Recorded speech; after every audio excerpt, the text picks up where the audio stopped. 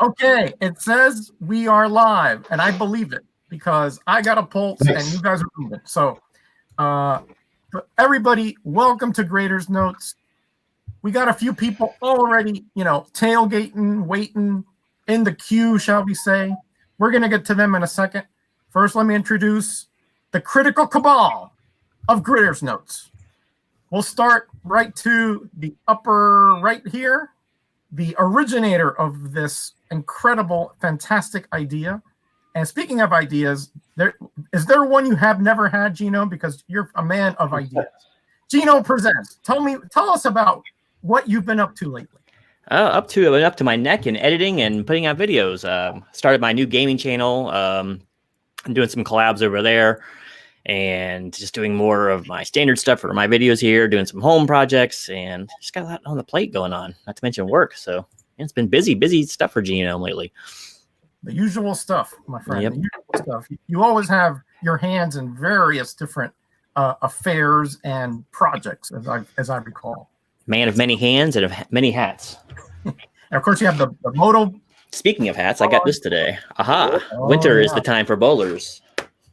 So. Yeah, you look like Taco from that song. Or Dum Dum Dugan. Come on, let's keep it down to the comics here. All right. Well, thanks again for coming up with this and inviting us onto this great venture because I have a blast every other Thursday. Well, okay. Speaking of a blast, let's go up to Massachusetts. Icy blast. Yeah. The great Commonwealth of Massachusetts. Yeah, Commonwealth. That's right. Don't call him a state. Nope.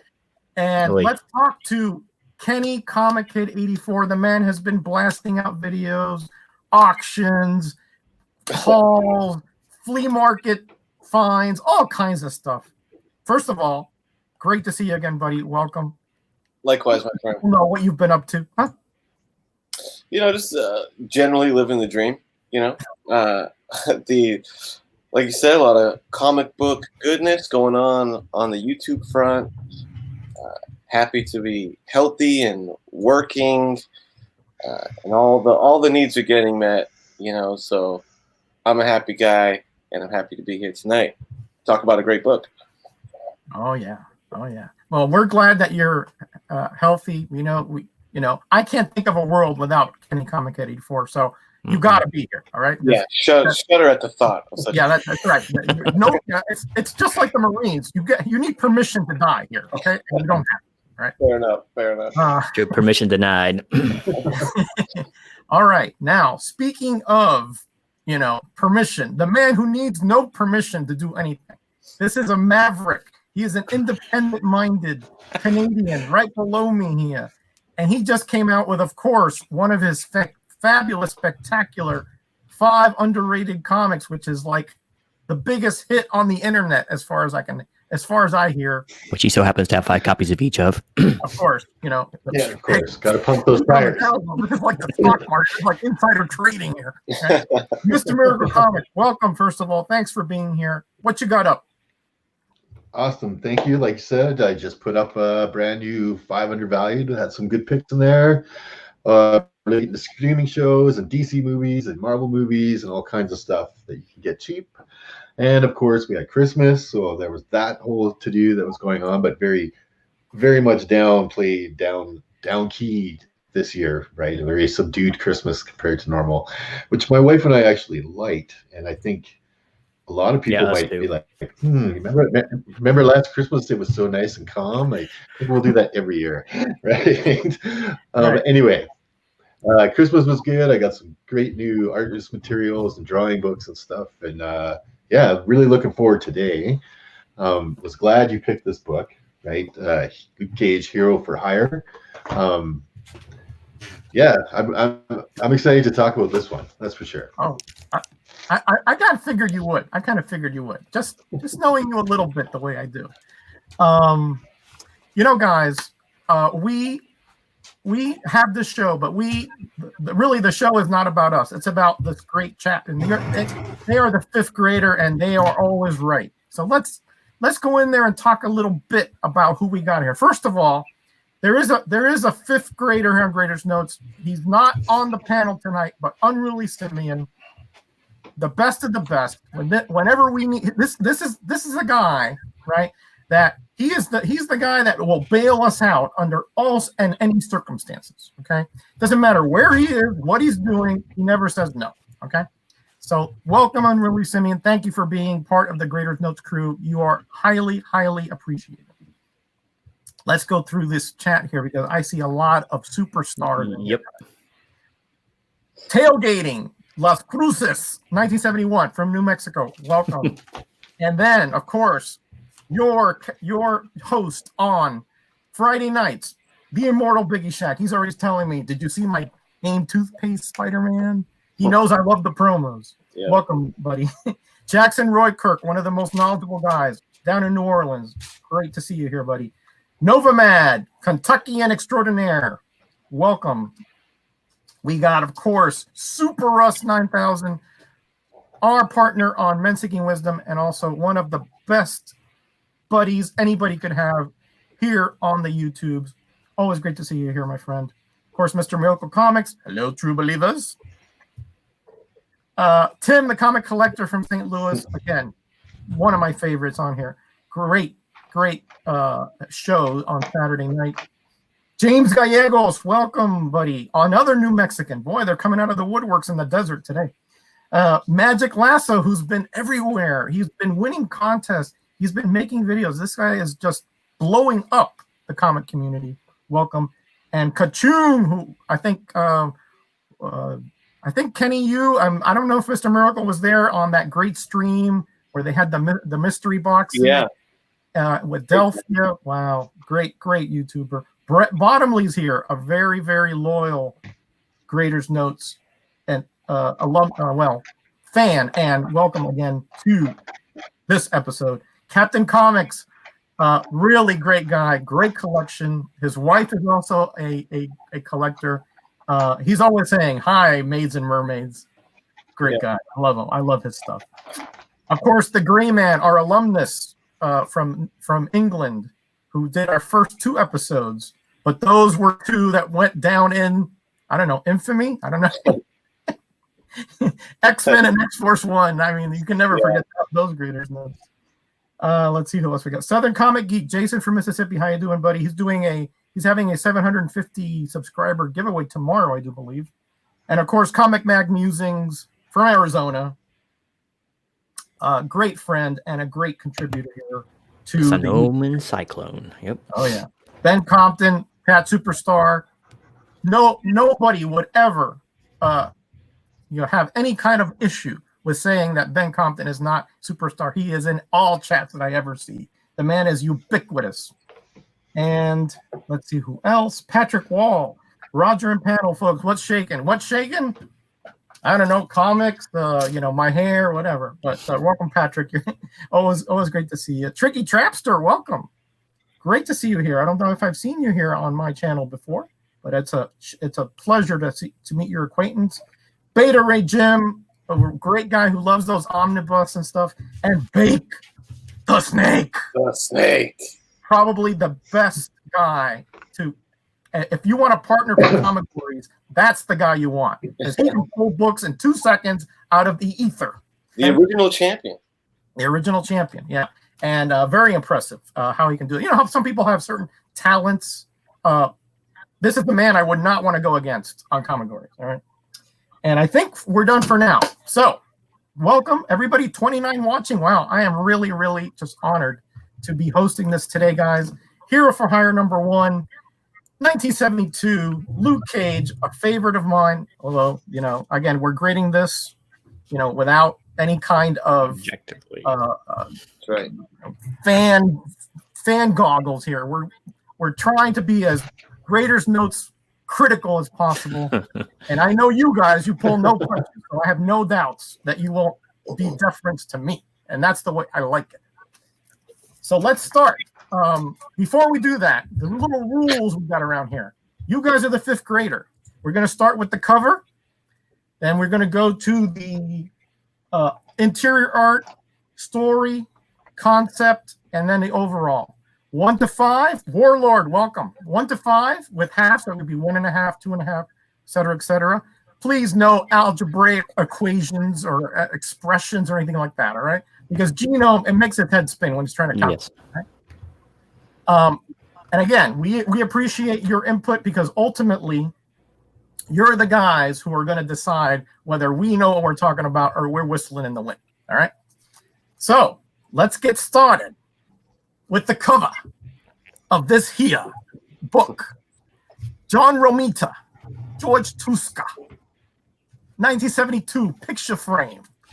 Let's start down here with the man up there in Canada, Mr. Miracle Comics. What do you think about this here cover?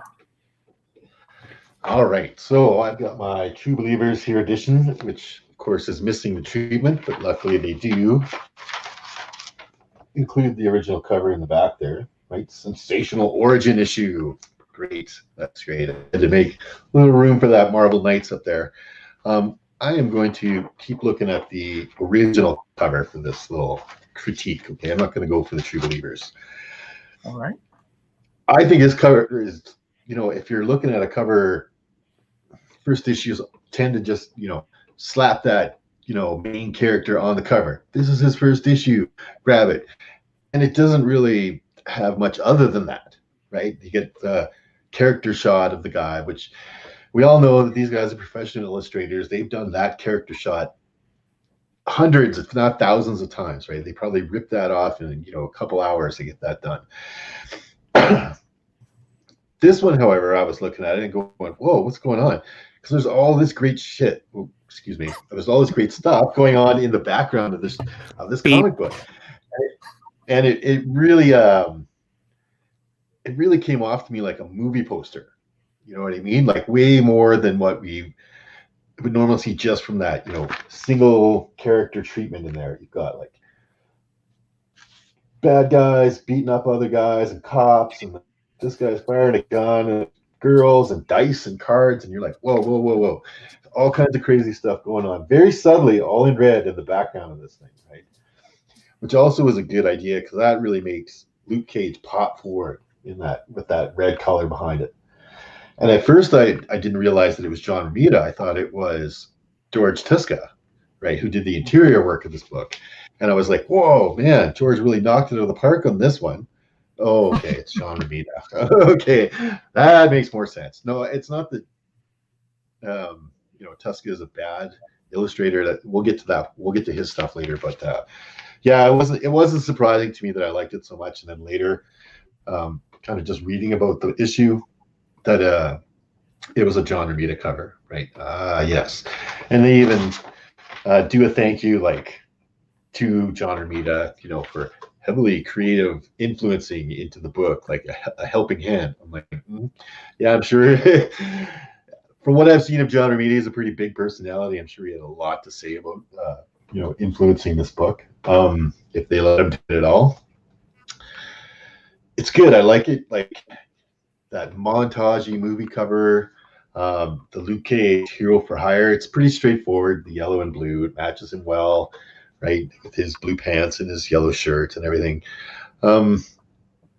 The logo, the treatment didn't really wow me too much. It's pretty straightforward. But this whole area with him, I was really happy with. And I thought the cover, especially if like I said, it's that same formulaic character shot we see again and again and again on first issues. I think they tweaked it a little bit and made it stand out a little more than just the regular ones that we see. And I gave this cover a 3.5. 3.5 from the Mr. Miracle. Very nice analysis there, by the way. Movie poster, huh? Interesting. Well, okay. Let's go a little bit over. Let's go a little bit further south, but not too much, and go to Massachusetts. Where this smiling young man is just he's chomping at the bit. I mean, there's like saliva coming out of him. That's right. Because he wants to grade the cover so bad. That's right. So Kenny, Comichead 84. Yes, sir. Give us your dazzling And oh, that's not good. That's not good. Hold on. What did I do here? Do I grade that a 0 or what? What did I do here? Hold on. Did you I'm so sorry. I removed him. It was TV. You had to. Sorry, my clicking skills are not well yet. Are not good yet. That's quite all right. Your reviews are getting pretty concise there, Kenny. Yeah. Oh my God. I am so sorry, Kenny. I am so sorry. No worries. Anyway, what I wanted to say is, will you regale us with your analysis of this cover, please? Oh, I'd love to. So we got the original bad boy here. So picture frame cover right off the bat, which overall I like. Uh-oh, did I freeze? No, I'm good. No, you're good. I overall like the picture frame era of covers. This particular book uses the picture frame style, I think, better than most, if not all, of the ones I've seen. I'm going to give it a little knock because I asked Medrock before the show, I said, hey, because he has the original copy. I said, hey, is your picture box cut off here on the end? And he said, yeah. And it looks like that was part of the original design, was to not finish the picture box. But on the True Believer, it is. So, and even on the original printing, cover, it shows that it's not completed. So that looks like it was intentional. So we're going to give it a strike for it looks better with a completed picture box. I'm not sure why they went that route. So we're going to start off with a little snag on that. But what's inside of that box is fantastic. I mean, this cover sets a vibe like few other covers do. You get a lot of info back here. You get a lot of style, with the cards, the girl with the cigarette. I love the shadow coming down the window. Well, someone's making a racket over there. That Dave's drawing again. I think Dave's digging into his pen collection. Oh, sorry, dude. Sorry. He's drawing while you're talking. Hey, I'm like, what is that? Now, it just sets such a vibe. Like looking at this cover, I can hear a James Brown tune going in the background, something like that. Like you just get the vibe laid out when you see it. The red light district overlay over everything is perfect. It's fantastic. Luke Cage looks great. The colors really pop. I will give another negative snag to his left leg.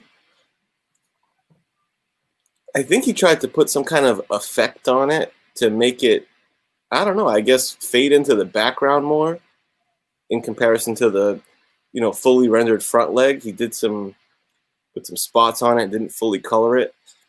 I think that he didn't really execute that really well. I would have preferred to just see him and just draw the back leg the same way he did the front one. I don't think you really got anything out of trying that out. So a failed attempt there, but overall, he looks great. Mr. Miracle had mentioned that the trade dress, it isn't too astounding. I will say it's pretty basic, and maybe they could have did something a little cooler for the trade dress, but you know what? The color scheme looks great with him. Big, bold, catches your eye. It's cool enough, but it's not a knockout. So, yeah, man. I think it sets a mood like few others. Every little aspect in the frame is fantastic. Overall, a great cover. Couple little flaws and blemishes on it that would keep it from a perfect cover, but really well done. I landed on a 4 for this baby. Quattro. Very nice. Very nice. Oh, we switched positions there. It doesn't matter. Yeah, of course, good. Doesn't matter. Wow. Sorry about Very that part. I usually put my thing on mute. Oh, it's quite all right. Yeah, Miracle gets bored, so he has to draw when we're talking. He's not I'm listening. not bored. No, according to the latest trend, by the end of the show, we might just have an original Luke Cage piece by the end of the show. There you go. True. That's what I'm hoping. No pressure, but that's maybe there's a giveaway in 2 weeks. So you never know. Kim, what was your Grader's notes could have kind of fringe benefits. All right. Genome, I see a digital here. You want me to add that and you talk over it? Yeah, I'm a filthy casual, so I had to go digital on this one. But there it is. So, all right, my turn is up, and let's just give a quick rundown of what's going on with this cover. First off, my least favorite part of the cover is actually Luke Cage, but this is a really good cover, and there's so much going on. I absolutely love this, like under the neon sign red, or like fading back into memory red, like they would use filter in the movies. It's just awesome. And like you said, it's great because all this has to do with inside. Even the guard right here who's getting held back is the same guard that's inside the book. So it's nice attention to detail. Got Pam Grier over here smoking a stogie over here. And I like there's some other little things too. Like if you look, let's see, where this card right here is actually overlapping his foot. So I think that was what he was doing, was kind of fading out the background like you were saying, Cam. But yeah, it's like they do that a few times in here. And if you look really closely, it's hard to tell from here. They even went the route to give the lighting on the correct fingers as there was in the light coming through the window or the bars here. So awesome stuff. I love that like red negative look back there. I'm not crazy about Luke right here, but his design's never been my cup of tea anyway. So it's probably no knock on the actual character itself. I don't like his outfit. I never have. And they maybe went a little overboard with the size of the fonts on this, but it looks good. But I like Luke up here kind of screaming. It's a busy cover. It's a really busy cover. But the red negative back here, just, I don't know. It's so awesome. It's so noir. It's ridiculous. And it's definitely in keeping with the themes going on. And I like it. I give it 3.5. I think it's really strong. I'd like to see the whole thing in red, to be honest. It looking really cool. But 3.5, real solid cover. And I definitely enjoy, and I think it really says something about when's the last time they showed a smoking person on a comic book cover. This might be the last one, who knows, but yeah, 3.5. Oh, very nice. Excellent. And you guys stole a lot of my thunder here, but what can I expect when you go last? You get the tendons and you get the gristle. That's true. Break out the marrow knife. Very little on the bone there. But you know what? That's okay, because that's sure you'll find something to talk about. When I go first on something, you guys will be, Actually, Genome, I'm going to put that up because I think my lighting's not the best here. Sure. You want to share it again? Yeah, if you don't mind. Let me get the cover going back again. I switched to something else. There we go. Okay, hold on. Let me see if I can get you guys in here as well. Hold on. Add to stream. Okay, there we go. Great. All right. Cover. First of all, welcome, Cookie. Great to see you here, buddy. I see you came in there a little bit later. Guys, this cover, you guys got so much of the points. First of all, let's look at the kind of negatives. That masthead is massive. I mean, it takes up more than a third of the cover when I measured it. All right. And at least it's behind his head there, but could have shrunk it just a little bit, just so that, there's more red showing. I think Genome, you made that point. I do like that the color scheme is the same as his costume. The yellow with the blue highlights, right? I do like that. And the little corner box is actually almost a mimic of the splash page of Luke Cage screaming, and notice the little red circle. It's kind of a neat little touch there. It kind of, there's synergy there with the square, right? But yeah, you guys hit this cover tells a story in and of itself. There's more story here on this cover than in some modern comics I've read. Okay. Yeah, I know. I'm sorry. I'm old-fashioned. The appendix has more story than most comic books that are made now. So, but they're the vignettes here.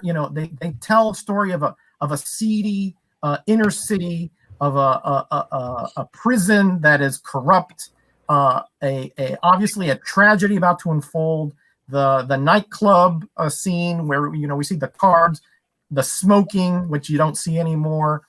It really sets an ambiance here for the comic, which I think is just spectacularly well done. I think it's a holistic in a sense. It's even better than the sum of its parts when you look at it, because one melds into the other so seamlessly, and almost a circle. And it's just fabulous in the conception of this cover.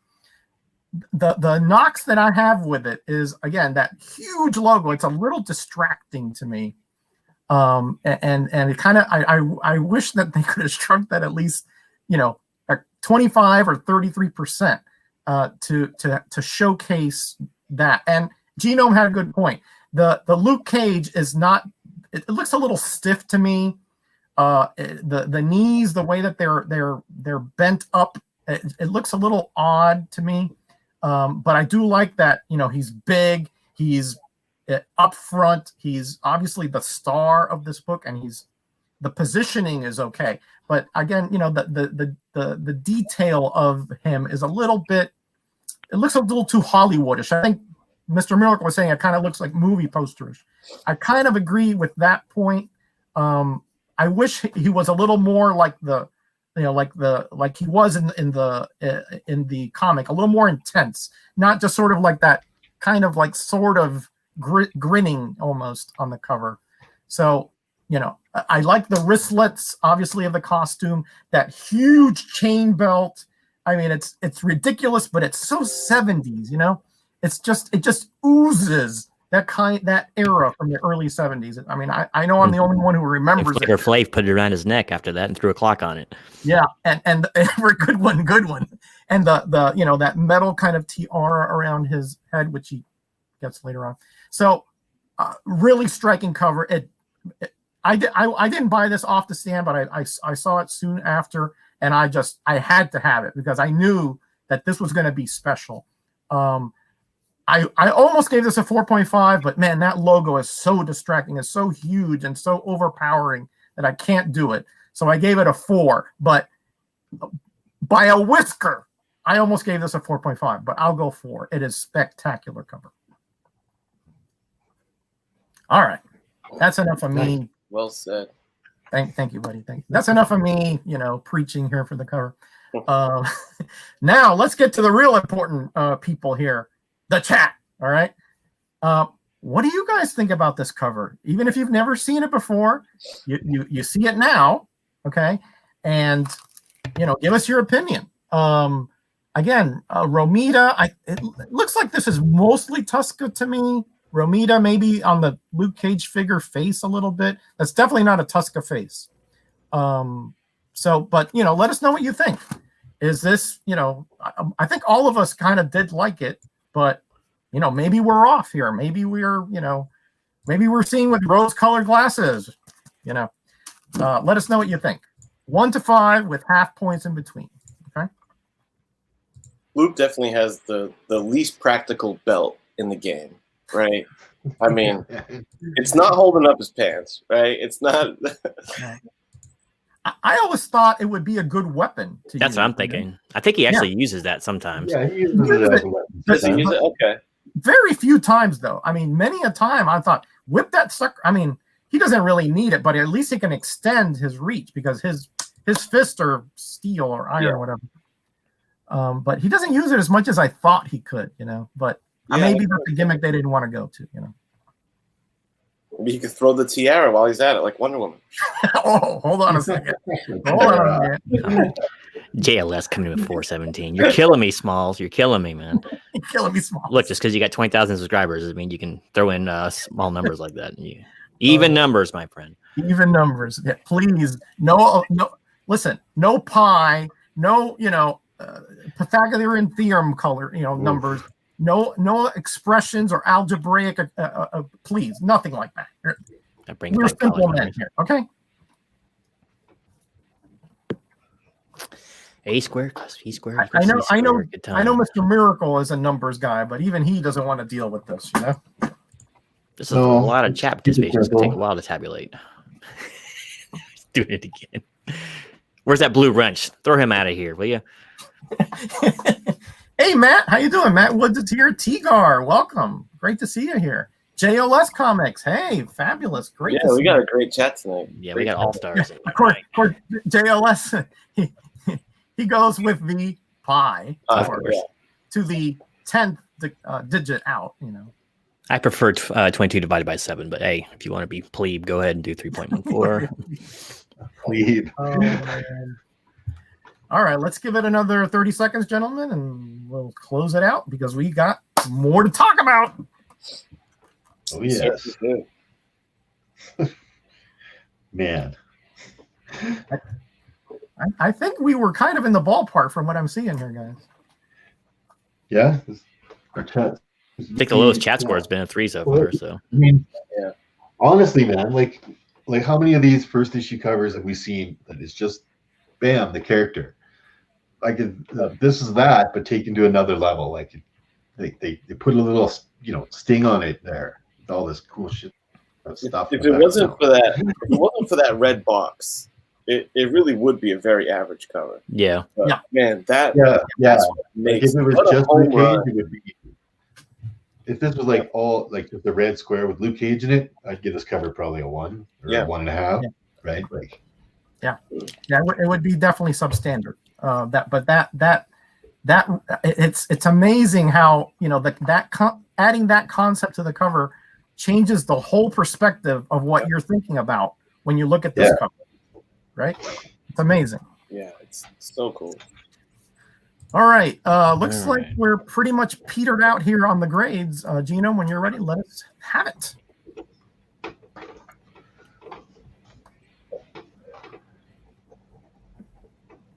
He's in deep concentration. Oh, dun, dun, dun.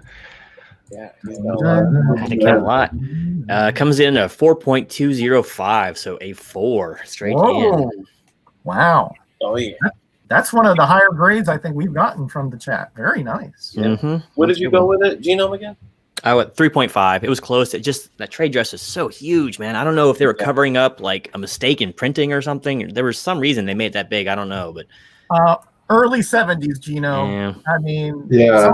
Some of the and they're experimenting here. Hero for Hire is just mass. I mean, that thing is massive. Hey, can you share my screen? Squeeze the whole bottom off to get this part in the new. And that off-center square really doesn't do it any favors. Like especially when you see it with a full square and see it without, it started irking. Yeah. Someone asked the question, and we know the answer. Right? Yeah. Does anyone know the answer to this? Why is the G in red? Someone asked this earlier. Yeah, because it was colored in when they scanned it. Yeah, mine is not. Somebody do it on the cover, man. There it is. Yeah. I miss when the kids used to do that. Yeah. So somebody I used to do that sometimes to the Marvel Comics group. I got a Batman one that's like that. Yeah, it might have been mine. Yeah. Okay. All right, let's get going here because we got lots to talk about. Let's look at the interior art of this. Now, this was really Tosca and inked by Billy Graham, I do believe, who later took on the main art chores. And this is a pretty substantial comic. There's a lot of pages in here for a 20 center here from 1972. So let's start with the interior. And we started with Mr. Miracle last time. Let's start with Genome this time and see what he thinks of the guts of this particular comic. Well, okay. So this is my least favorite part of the book. So I'll go ahead and get that out there right now. But it's not bad. This one is a lot like the last book that we talked about for What If, and it's really Workman, I think. There's nothing too glaring except for some of the faces. Like, he makes really wide faces a lot of times to this book. I mean, that just looks ridiculous. And, it's over stylized guard is kind of a little bit ridiculous too. And Luke looking like a vampire back here a little bit. But so it's very competent. Nothing here blows my skirt up that much, but it's well done. And the guy does hands pretty well. I noticed this before too. That's kind of nice. a lot of kind of dull backgrounds, and then every now and then you get a nice office background or prison background or the cityscape. Let's see if I can find a cityscape one real quick. Those aren't too bad usually. Let's see.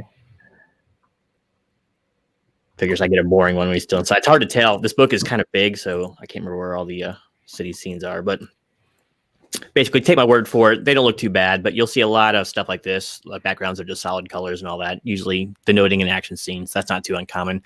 I just don't like how he does faces too much. And some of the stuff is a little bit awkward. Like this guy just snapped his leg completely the wrong way. So it's broken.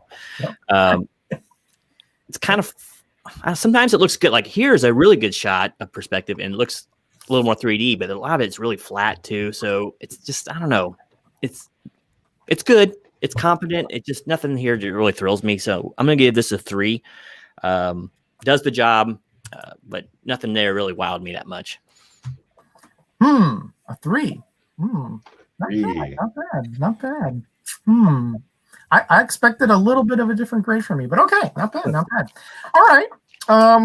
Let's go over to let's go further east there from West Virginia and see what Kenny thinks of this particular interior art, because to me it's quite different than the cover. But I won't interject. Let's see what Kenny thinks.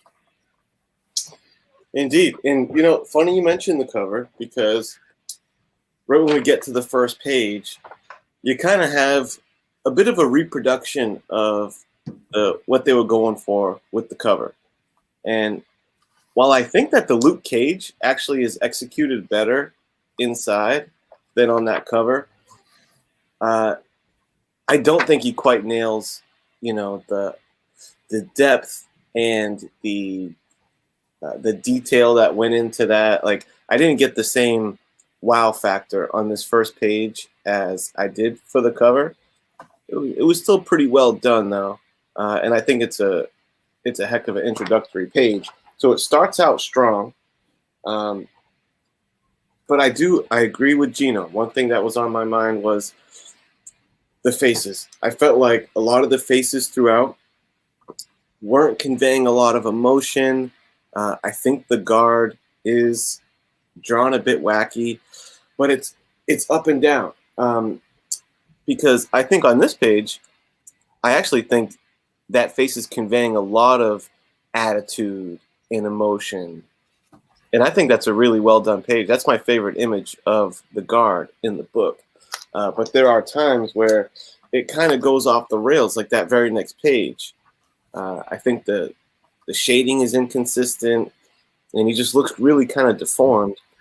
And I think you can apply that to a lot of the faces throughout. There's some pages where it looks like he kind of nails it, and there's some that I think are kind of off. The broken leg caught my eye as well. So I do think that some of the posing is, can be hit or miss. I think it kind of misses the mark.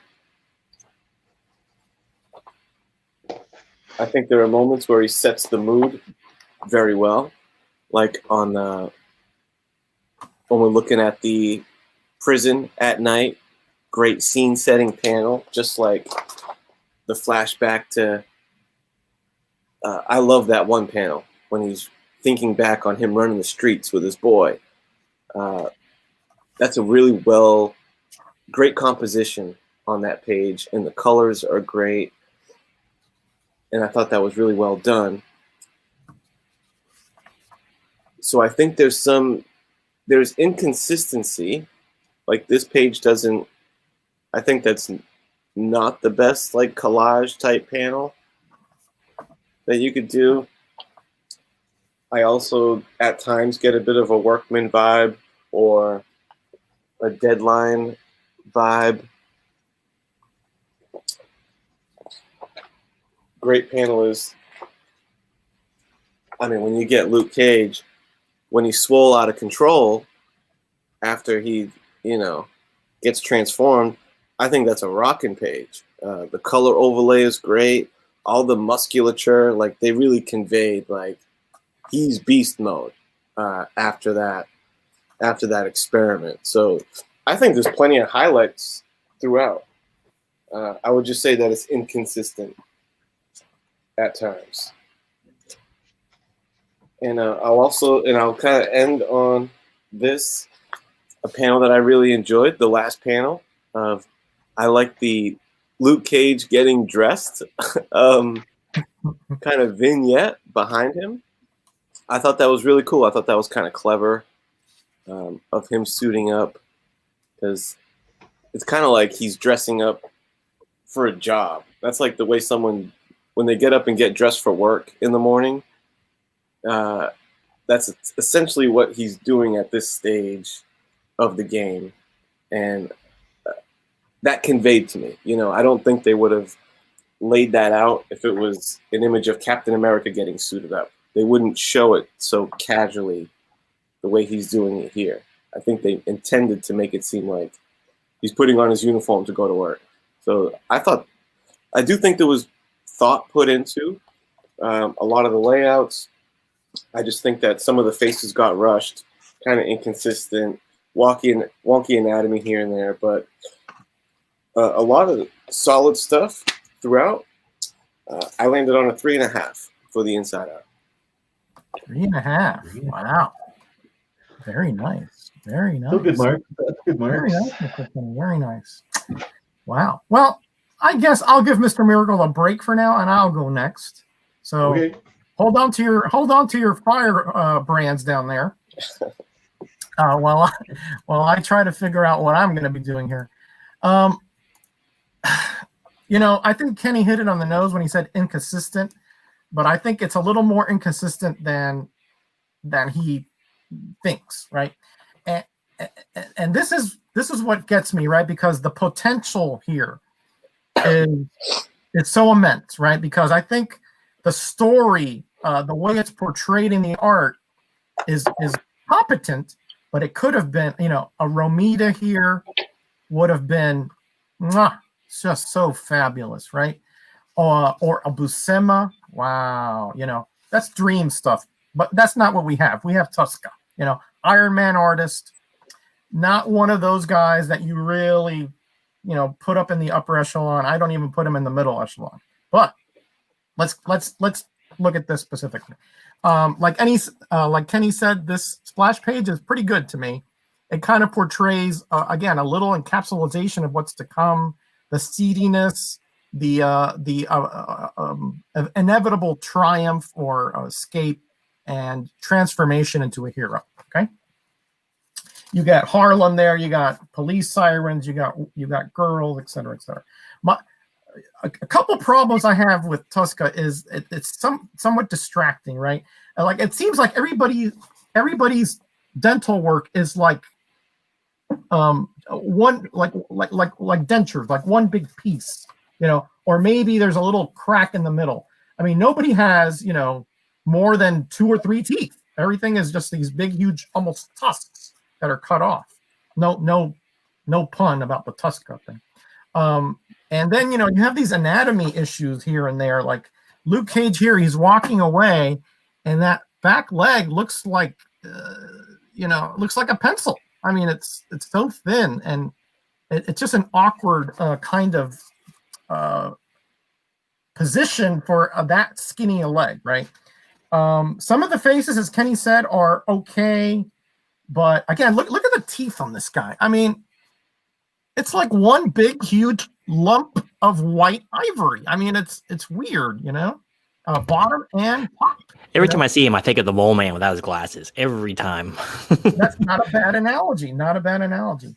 Again, the punches, the action, like the punches have a lot of power spray, for lack of a better term.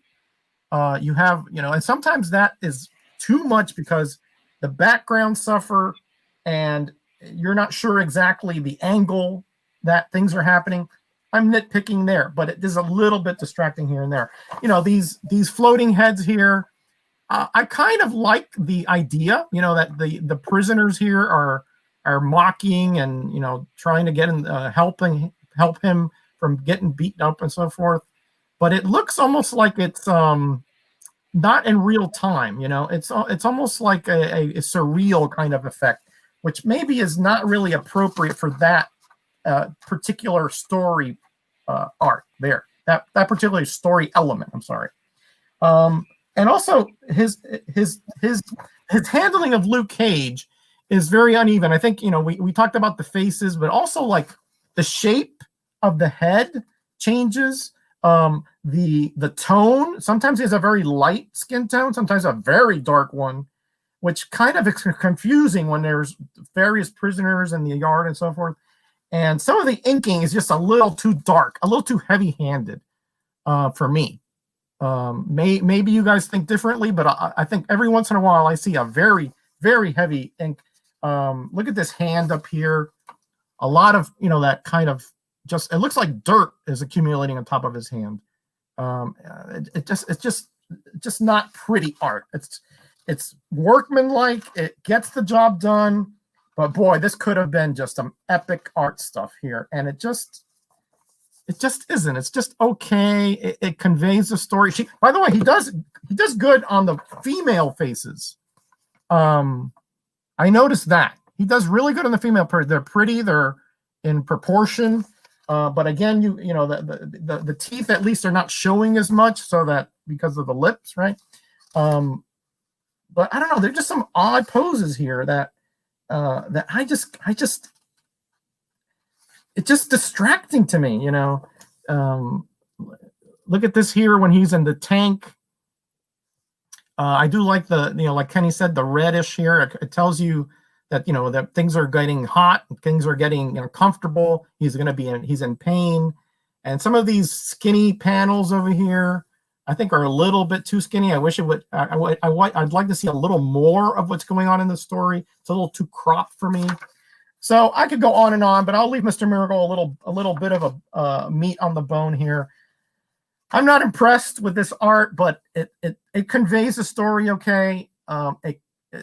Anatomy problems, facial problems, skin tone problems, teeth problems, you know, whatever that might be, it's just distracting to me. But the females are done well. The action scenes are done pretty well. It conveys the story well. It could have been better, but it does get the job done, which is kind of like faint praise. To me, guys, this is just an average at best. So I give it a 2.5. Our first serviceable of the evening. Yeah. Hey, Gary, welcome, buddy. How you doing?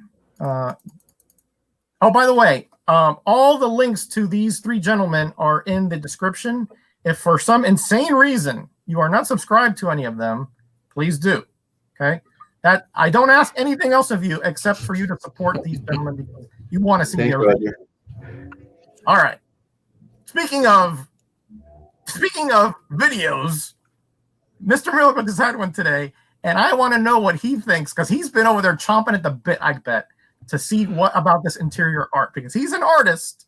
He knows what he's talking about, unlike me. Mr. Miracle, what did you think about the interior of this comic? Well, like I noticed like what Kenny was saying, like it's on, it's off, it's hit or miss, page by page. You don't know. It's very inconsistent and that sort of thing. Like you start off good. That's a good splash page. You know what I mean? And this is obviously a John Romita girl. So he must have drawn that, right?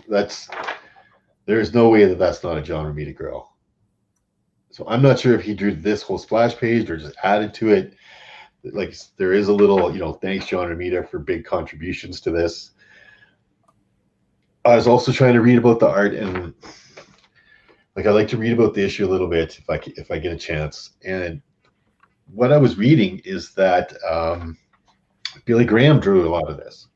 That Tuska got bored and was refusing to do stuff and handing in half-assed work, and Billy Graham had to redraw a lot of this. Mm-hmm.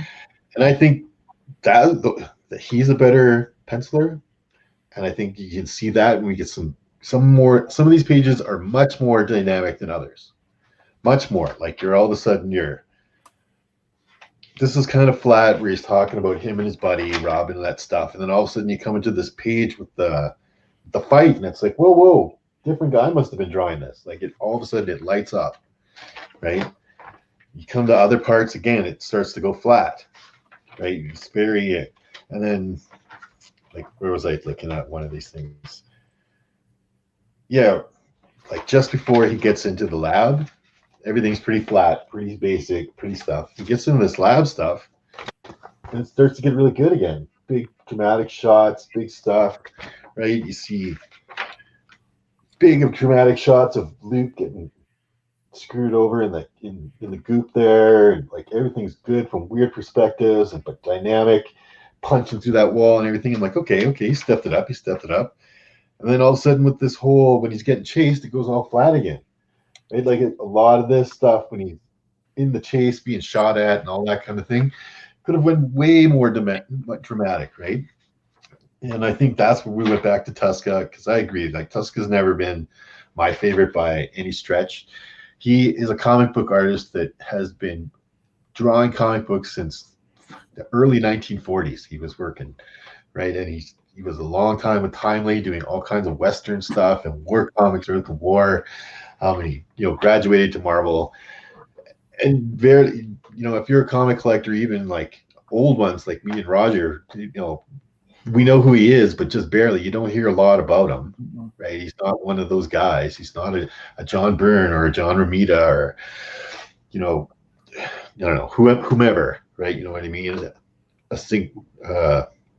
Steranko or anything like that. Like you think of those guys that came out and they stick in your head because of their really dynamic artwork. And then Tuska, he got it done. Right, they gave him stuff to do. They kept him on this for a little bit, and they put him on Iron Man for quite a while. And he was always like that fill-in artist on a lot of stuff because I don't think anybody really wanted to keep him on a book.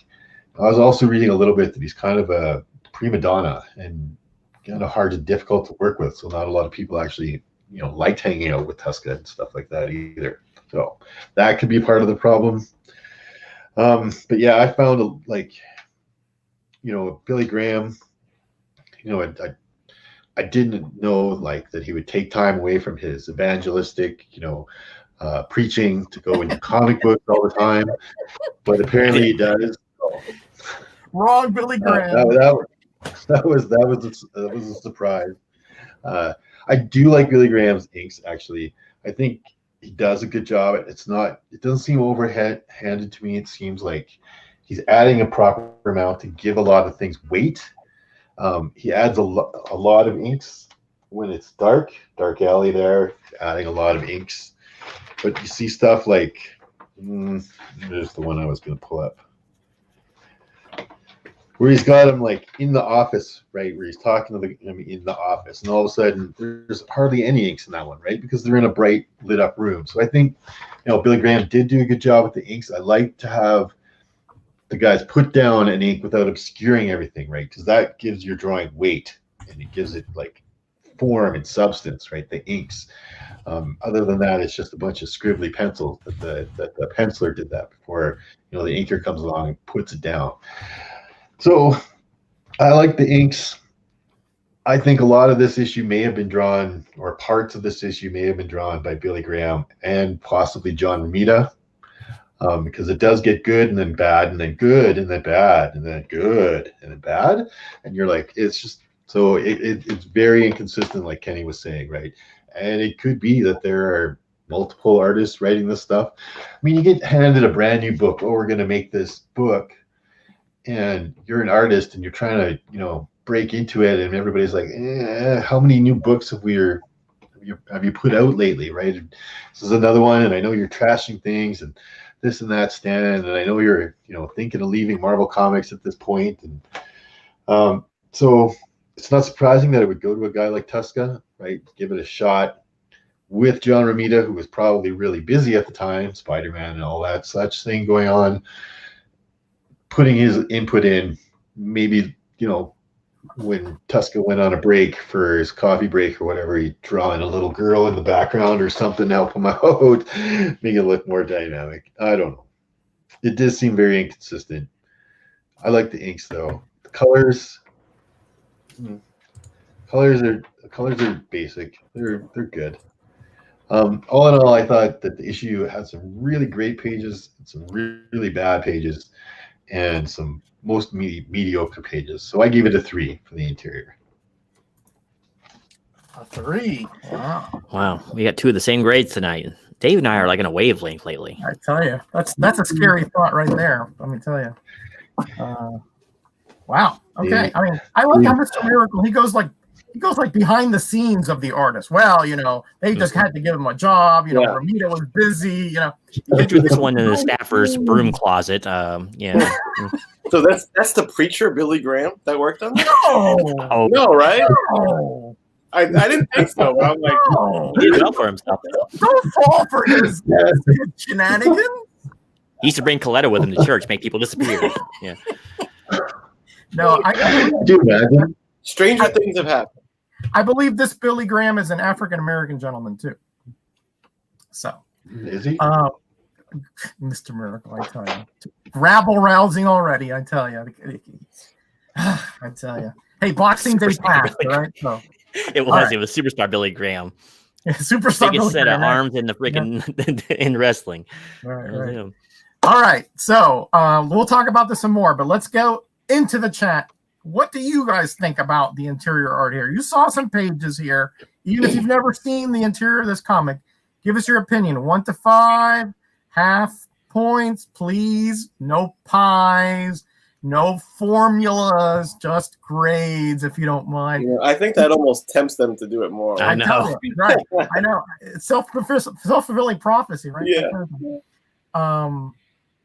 Okay, so Tuska, I mean, man, he did Iron Man for a long time, and I almost gave up that comic because he's not a pretty artist, man. I mean, his lines are everywhere. He's like the anti-John Byrne, clean lines, nice. This is probably the nicest issue I've ever seen of his. Right? It probably is, and that's why it makes me think that like Billy Graham and John Romita had a big hand in the art in this, because this is too good for Tuska, in my opinion. But like seriously, go look at some of those Iron Mans, and you'll be like, "What is going on here? Like, what the f?" Right? Yeah. I mean, when you said Steranko, I mean, like I had chills, because can you imagine Steranko on this? Oh. Yeah. They should have let Billy Graham draw it. Yeah. Right? They should have probably let him. Yeah. Because he does do issues later on, which are better, But I think, like I said, I think the more dynamic pages in here that I'm seeing are his. Right. That he probably redrew a lot of the stuff that Stan Lee probably looked at it and was like, what the F did Tuska do now? Like, I mean, we got to redraw this. Billy, you got to redraw this for me, man. Like, redraw it as you ink it, man. This sucks. Like the women's faces I thought were not Tuska at all, because they were very well proportioned, very pretty. Even the lips look different. They don't have that exaggerated kind of like saggy skin that he puts on. Yeah. Not all of them, but this girl on the first page, that blue girl there, that's a Romita. There's no way that's not a Romita girl. Yeah, agreed. The book didn't deserve a better artist. I agree with that. Yeah, agreed. And that's probably why we all think it's kind of on the uneven part, because the Tuska is very uneven, and then you got the Romita, Billy Graham, whatever mishmash, which can be pretty good at times. He belongs in like Marvel Age and that sort of thing, I mean, not in especially in a flagship in a new series, Mm-hmm. Yeah, that was not a good move, I don't think. But like Mr. Miracle said, everybody's busy. 72, they expanded the line. They got Dracula and Werewolf, and so they needed, Neil Adams was busy over there, so they got to put this guy. Yeah, man. If Stanley brings you in the office and says, "Hey, man, you want to draw Dracula, the werewolf, or this black guy in a yellow shirt?" I'm gonna take werewolf, or I'm gonna go with Dracula. Thanks, bud. Right? Like, it's not gonna be your first choice. Yeah. It may have been Billy Graham's first choice, and that's why I keep saying like they should have just let him like full on draw. Yeah. And I think this is one of the very first times I've seen Billy Graham art credits, so he may have been brand new. All right, Genome, what's the verdict, buddy? All right, brother. Here we go, brother. All right. Sorry, I'm doing my Billy Graham again. 36 divided by... Goes into a 3.5. Wow. Wow. 3.5. Yep. Wow. All right, spot on, Chad. Good work. Right. Chat Change keeps their going patents over 0.5 back. too high. Yeah, man, I'm surprised. I just couldn't get into this art. I mean, I was like, I was so. Well, I'm not going to talk about the story, but that was a whole different than that art. You know. All right, so chop, gentlemen. Let's get going into the story. Let's see who went last. Okay. Let's go. Who went last? Miracle. Okay, I'll go first. How's that? Because anyway. Let's go. The story. Okay, let me tell you guys. I really like this story. Okay, it has literally everything. Okay, it has. There are some parts of it which harken back to maybe Captain America's origin. But man, there is so much here to masticate. All right, you have it starts a year back, so you're essentially you're starting in a flashback, right? And he's in prison, and I'm not going to get into too much detail here, guys. Don't worry. And obviously, you can tell that he's a different kind of breed. He's independent. He's strong-willed, irascible. He's not part of any kind of grand mechanism here. He doesn't want to be anybody's man. You know, I'm not going to use another word. Okay, he doesn't want to be beholden to anybody, and that comes through. His character, you know, is really coming through in the story, and the way that Archie Goodwin portrays it. It was a transition. You know, he used to be, you know, running and thugging and all this stuff, and he found out that just wasn't, you know, the way to do it. He grew, and that comes through here. You know, but you know, sometimes his temper can get the best of him. So he wants to get out of there because the guards have it in for him. You know, they don't like that, you know, that he won't snitch. They don't like that he doesn't kowtow to them.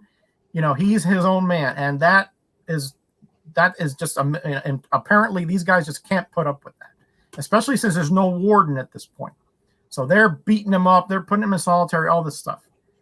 The warden comes, and there's a great scene where, I'm not going to say it, but the guard that does stuff to him gets his comeuppance. Okay.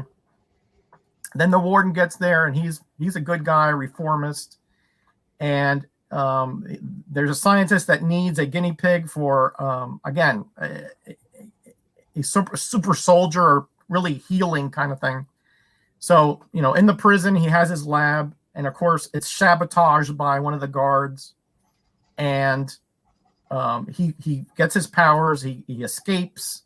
They think he's dead, so he doesn't have to worry about that part. And then, you know, there's a backstory about, you know, his partner and the betrayal and the woman that was killed, and how he finds out how to make a living, because if he obviously he doesn't have IDs, so he has to have his own business. So it all kind of makes a sense, right? And you have that kind of seedy underworld overtones. You have that, you know, looking behind your shoulder to see what's going on. But he wants to right a wrong in his life, and this is the means to that ends. 8 pages, films in plastic. How you doing, buddy? How you doing, Angel? So again, I don't want to get into too much detail, but I was fascinated by this story. It's so involved. It really sucks you in. It's a good meaty story. It's a nice long story, but let me tell you, I was so enthralled by it that it went by quick. I couldn't wait for the next issue to see, you know, because now his partner is a crime lord, and now they're going to, and they don't know that they're about to confront each other. Well done story here. I was so invested in this story. It really surprised me. You know, back when I read it, I've read this issue probably 10 times, but maybe not in the past few years, and just how much it really just impacted me, because it's so well done.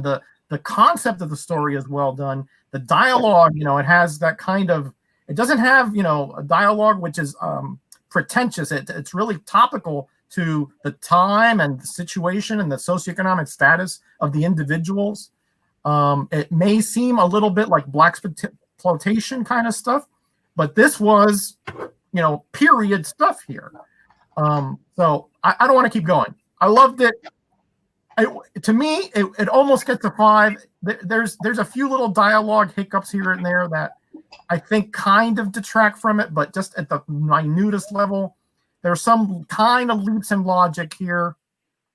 As far as how that they give him so much liberty with the scientists and all that. Nitpicking. To me, this is a home run kind of story. 4.5 all day long. 4. Okay. Hey, Steve. Welcome. I love Disney and comics.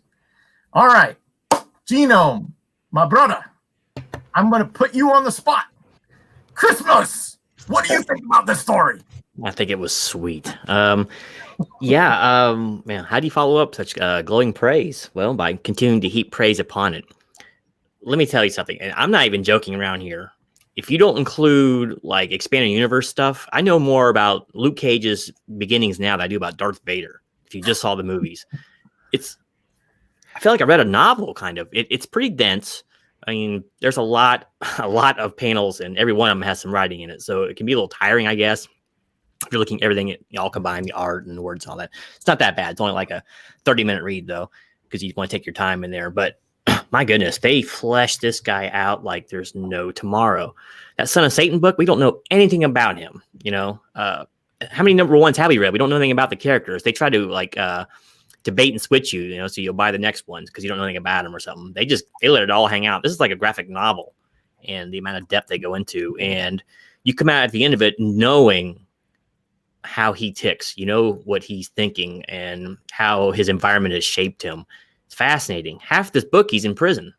So it's like, how does that shape a person? And, we get to find out how it shapes it. He seems to be a decent man. He had a troubled youth and maybe circumstances made him that way. But, we find Hero for Hire in prison.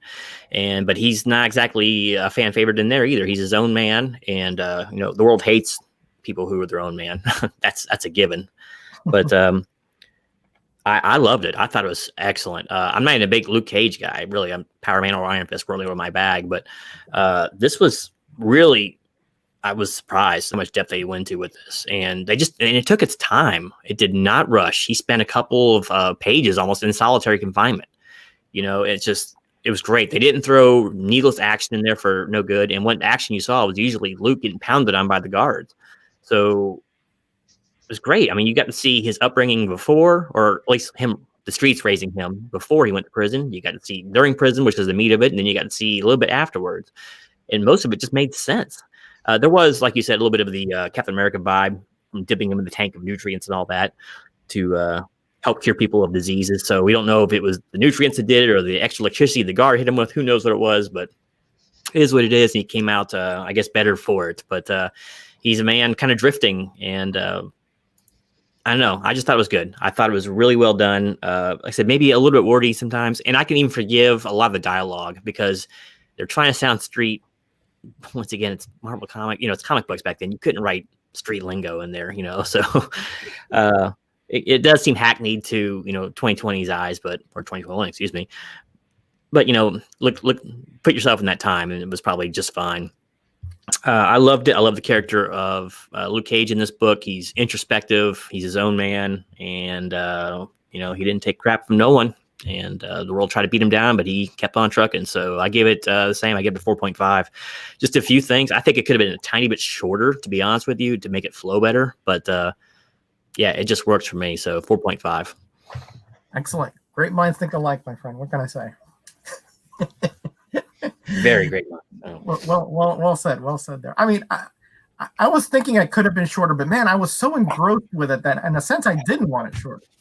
But anyway, that's neither here nor there.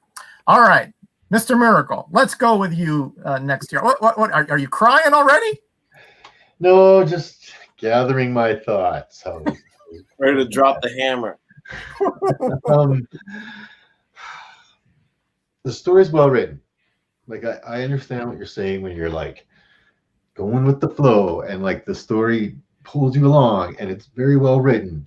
It has all the elements of a good story writer in there, right? I mean, right from the very first page, where he tells you what the comic book is going to be all about, right? This is going to be this guy who's had trouble past and his origin story and how he became a hero. Tells you all that right here on the first page. And that's what a good writer does, right? They give you that beginning of the story.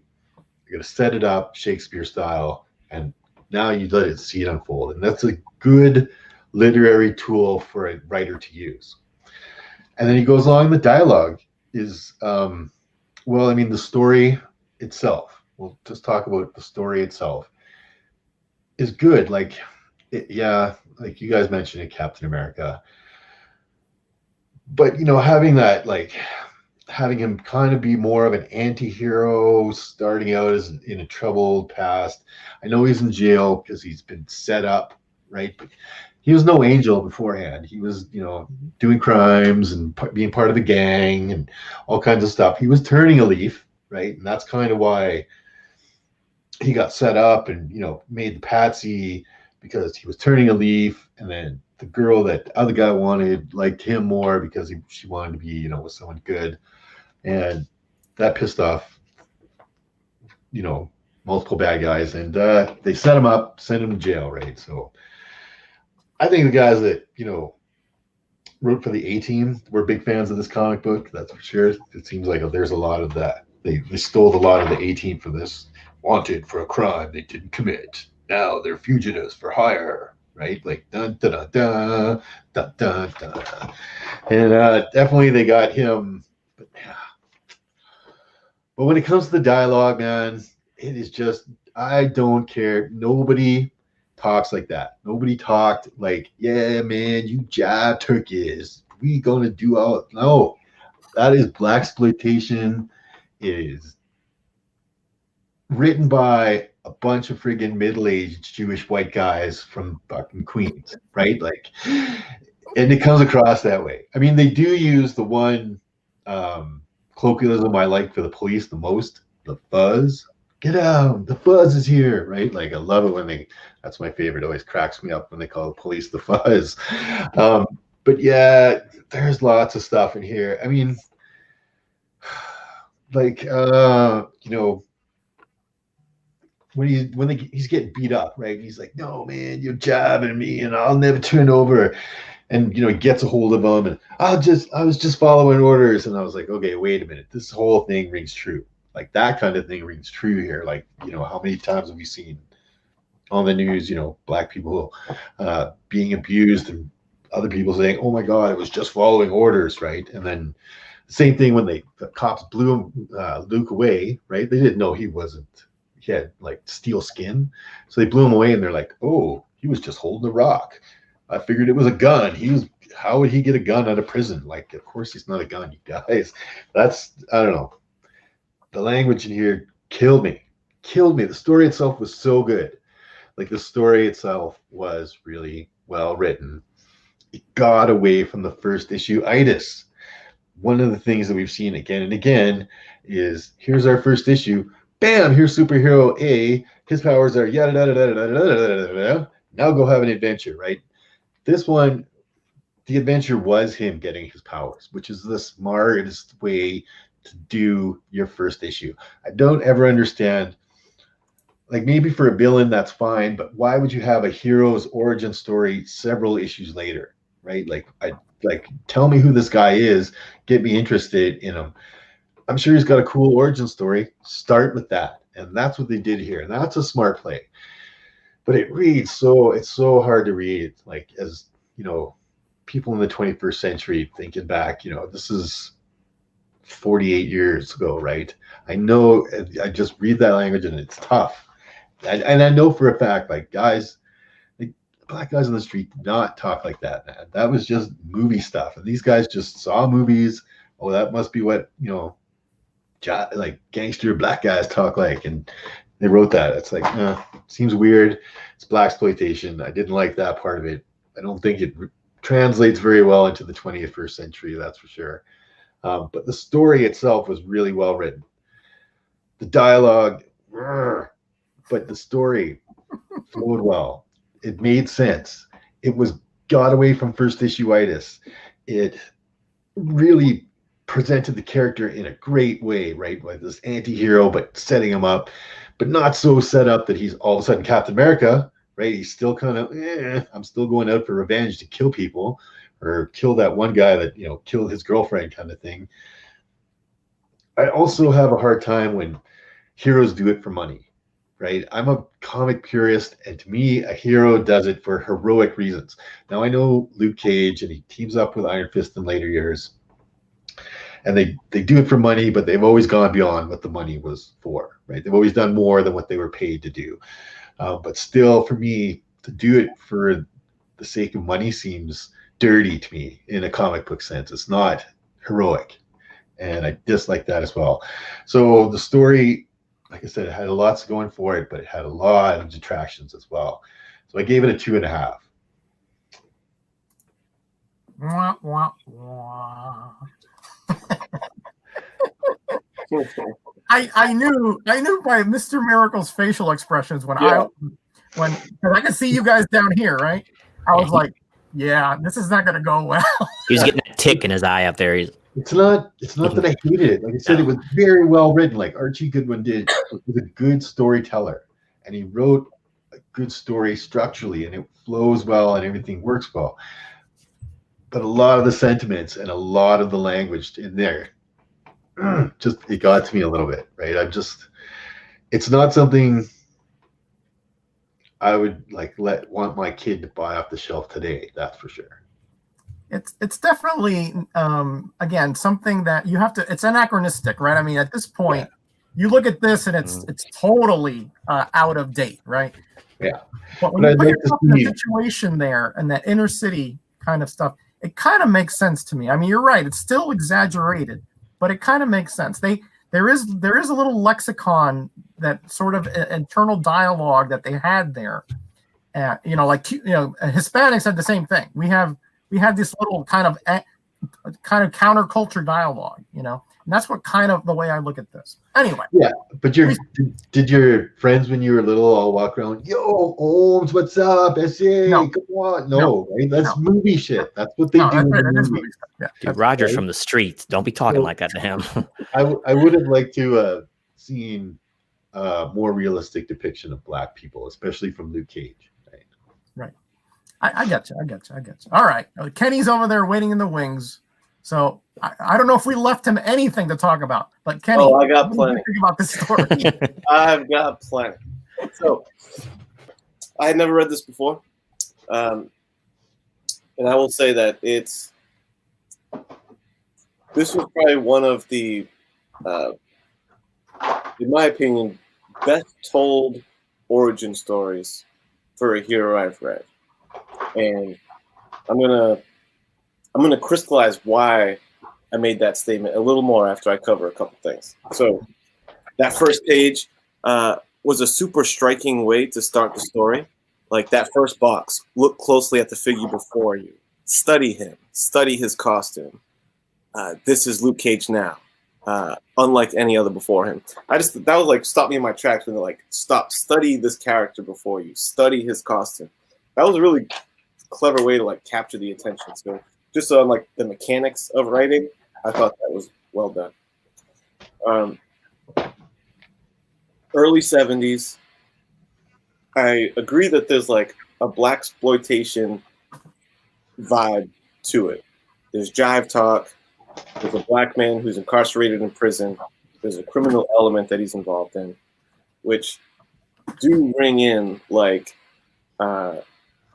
tropes, I suppose, right, of blaxploitation. However, I have seen, this is, even with that being the case and we're accepting the period and all that, I still thought it was executed about as well as you can. I've read some like bad blaxploitation stuff, and I think this stuff respects its material way more than that. The jive talk, I think, is fine. It's not from movies, I don't think. The slang is almost like a different kind of language. And one thing about slang is it gets dated very quickly. When I was in high school, all me and my friends, we used to all say, oh, that's fat. This is fat. Oh, look at that new car, dude. That thing is fat. And in hindsight, I'm like, what an odd word. No one says it anymore. PHAT. And people who grew up in my age range probably probably remember people saying, oh, that's fat. That's fat. And there's a dozen of those examples of these short-lived, they sound goofy in hindsight, slang terms. And I don't think it's fair to say no one ever talked like that because, I don't think anyone on this panel was hanging out in New York City with brothers in the 70s. So I think that I think you'd be surprised on, how, because like Roger said, it's about counterculture. So I think they, a lot of times in that kind of environment, would kind of go out of their way to speak differently than, the machine that they were kind of counterculturing against. So that's kind of the nature of slang, is like kind of creating your own thing to show that you're not a conformist in the mainstream society. So I didn't have a problem with the jive.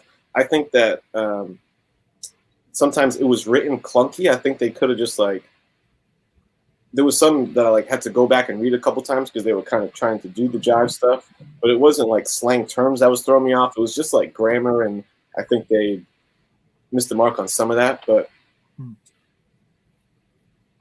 more specifically, why I think this is one of the best origin stories is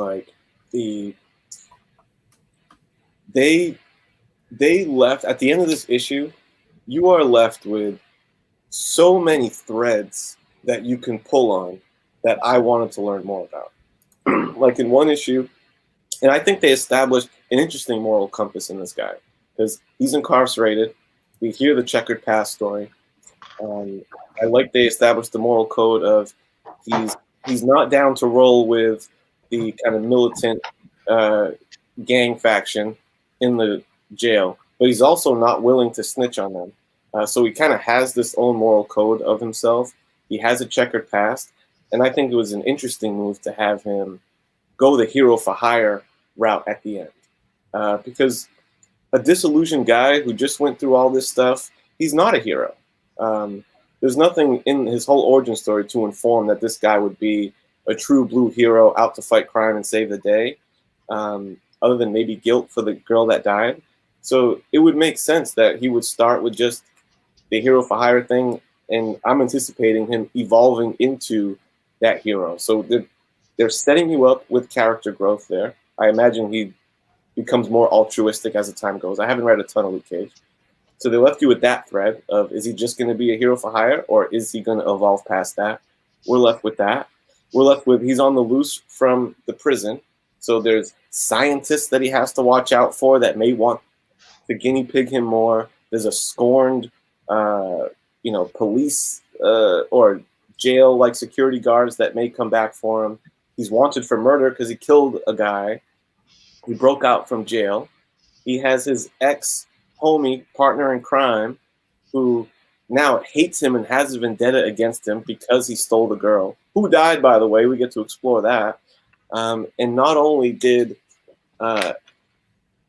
is his old friend someone that he might have to cross paths with, he's like a super cool villain guy, Diamondback. So much intrigue, so much, like Genome said, he knows more about this character after this issue than he does about a lot of guys. I've never seen an introductory issue that just laid so many threads that are yet to be pulled, and it moved. It was a longer issue than usual, but the pace moved well, and it really set the stage for this character to be chock full of stuff to explore. And I would, if I had to pick up writing duties after this first issue, that would be, I'd be one lucky guy, because I'd be like, damn, look everything they left me to work with after this one issue. Really well done job. They sowed the seeds for the character that's set for growth and exploration and all that. Really well done. I loved it. I gave it a 4.5 as well. Excellent stuff, Kenny. Excellent stuff. Oh. Excellent. I really like that you thought of that particular aspect, because there's even the shades and the guys that he meets in the beginning, those guys come back Yeah, it's nuts. Yeah, I So mean, they much set up more. so many plot lines here that you even I didn't realize it until I read about the first 20 issues, how far back they go. So the guards come back, the doctor comes back, the warden comes back. Yeah. It's amazing. I told All you, right, like, so it's it well looks like written. we had quite a schism here between the three of us and the Canadian down there. Yeah, we know who the jive turkey in this panel is. Pity the fool. Pity the fool. I like people putting their dated slang in the chat. That's awesome. That's boss. Yep. Yeah, no. Cool beans, rad. Gnarly. Yeah. That's funny. Yep. We can go way back. You did You know- that, yo.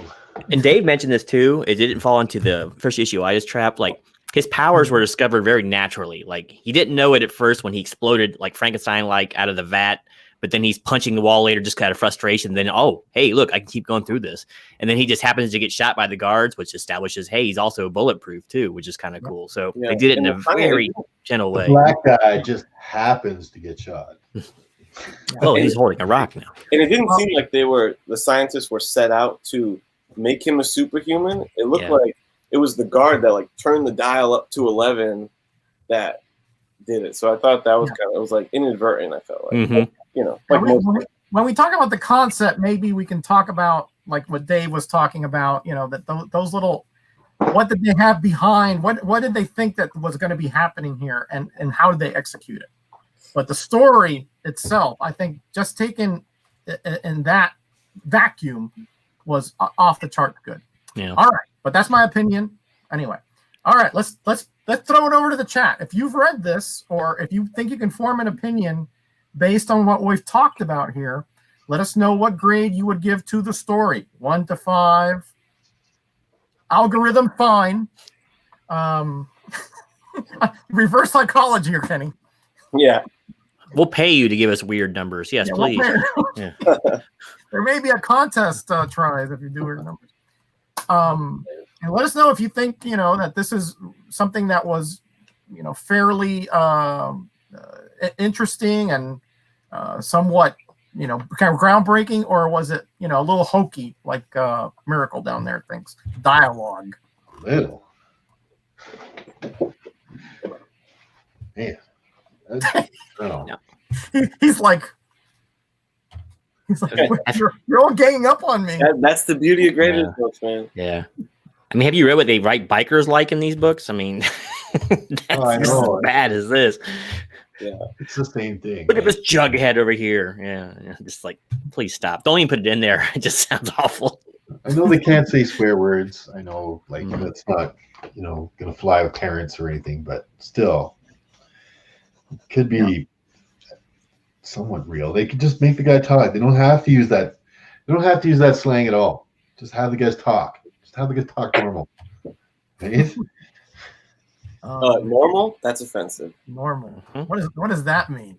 Who wants to be Normal normal? is not. You know what I'm saying? Like You've a obviously never normal gone to person would Berkeley. talk, not like a blaxploitation film. Nobody talks like that. Look at this, guys. Ooh, Mars with the Yeah. 5. Coming in hot with a 5. Oh, by the way, Biggie put in a 2, Genome. So remember. Yeah, I got that one earlier. Thank you. Biggie's not pleased. Have you never seen? Maybe these guys saw the Mac or The 2 had something to do with Kirby somehow. I'm sure. or Willie Dynamite or something. That's how they figured out. Dolomite. Mm-hmm. Oh boy. Dolomite. Dolomite. But definitely this is a hefty read. I mean, honestly, I got some modern comics and a lot. I read 3 of them before I read one of these. Yeah, this was pretty wordy. Yeah. But it wasn't like, like minus the kind of hokey stuff in there. The dialogue was well written. Like Archie Goodwin is a good writer. Yeah, he's good.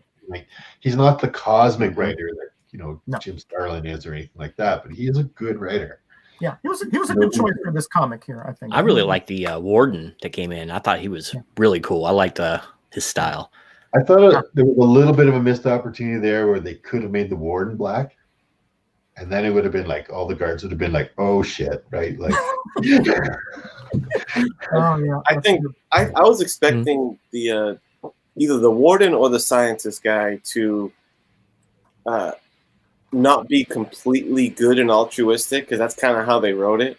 I was hoping like they were good but not completely good. Like we want him to come up in an environment that like, you know, everyone has ulterior motives and stuff. So I was hoping for a little bit of a heel turn on one of those guys, but they just wrote him as like true blue hero. But that scene when he locked the guard in there with Luke Cage and said, give me 10 minutes, you know? That was good. Man, Yeah, that that was was good. like, yeah. You know, the scientist wasn't like the nicest guy. He's like grabbing a prisoner. It's like, hey man, you could go back to jail, or you could possibly die from this shot, which might be poisonous. I don't know. What do you say, right? Like, I think he was pretty neutral at this point, but he did say, hey, you know, you could get killed, but you could get parole. And he said, oh, parole. Well, you know, that makes the risk worth it, because he wanted to get that guy, Stryker. Not only that, too, he had to get out of the prison because the guards were all coming after him. So his back was kind of against the wall. I forgot to mention one thing I wanted to point out. When it comes to kind of jive talk, my favorite line was when he calls, because Rackham is the name of the guard he doesn't like. He calls him a fat, jowled piece of dirt. Yeah. That's a great burn. You fat, That's a great one. Yeah. That man's from the streets right there. Yeah. That's for sure. A good burn, dude. The deepest ghetto language I've ever heard in my life. Right there. Like, that's like. And let me tell you, that was a great description, because his jaw was pretty wide, right? Yeah. I would have called him Snaggle Unitooth or something. Maybe they came with that after the art came in. They're like, okay, let's. Yeah. All right. Gino, what's the verdict? Verdict is, oops, screens here.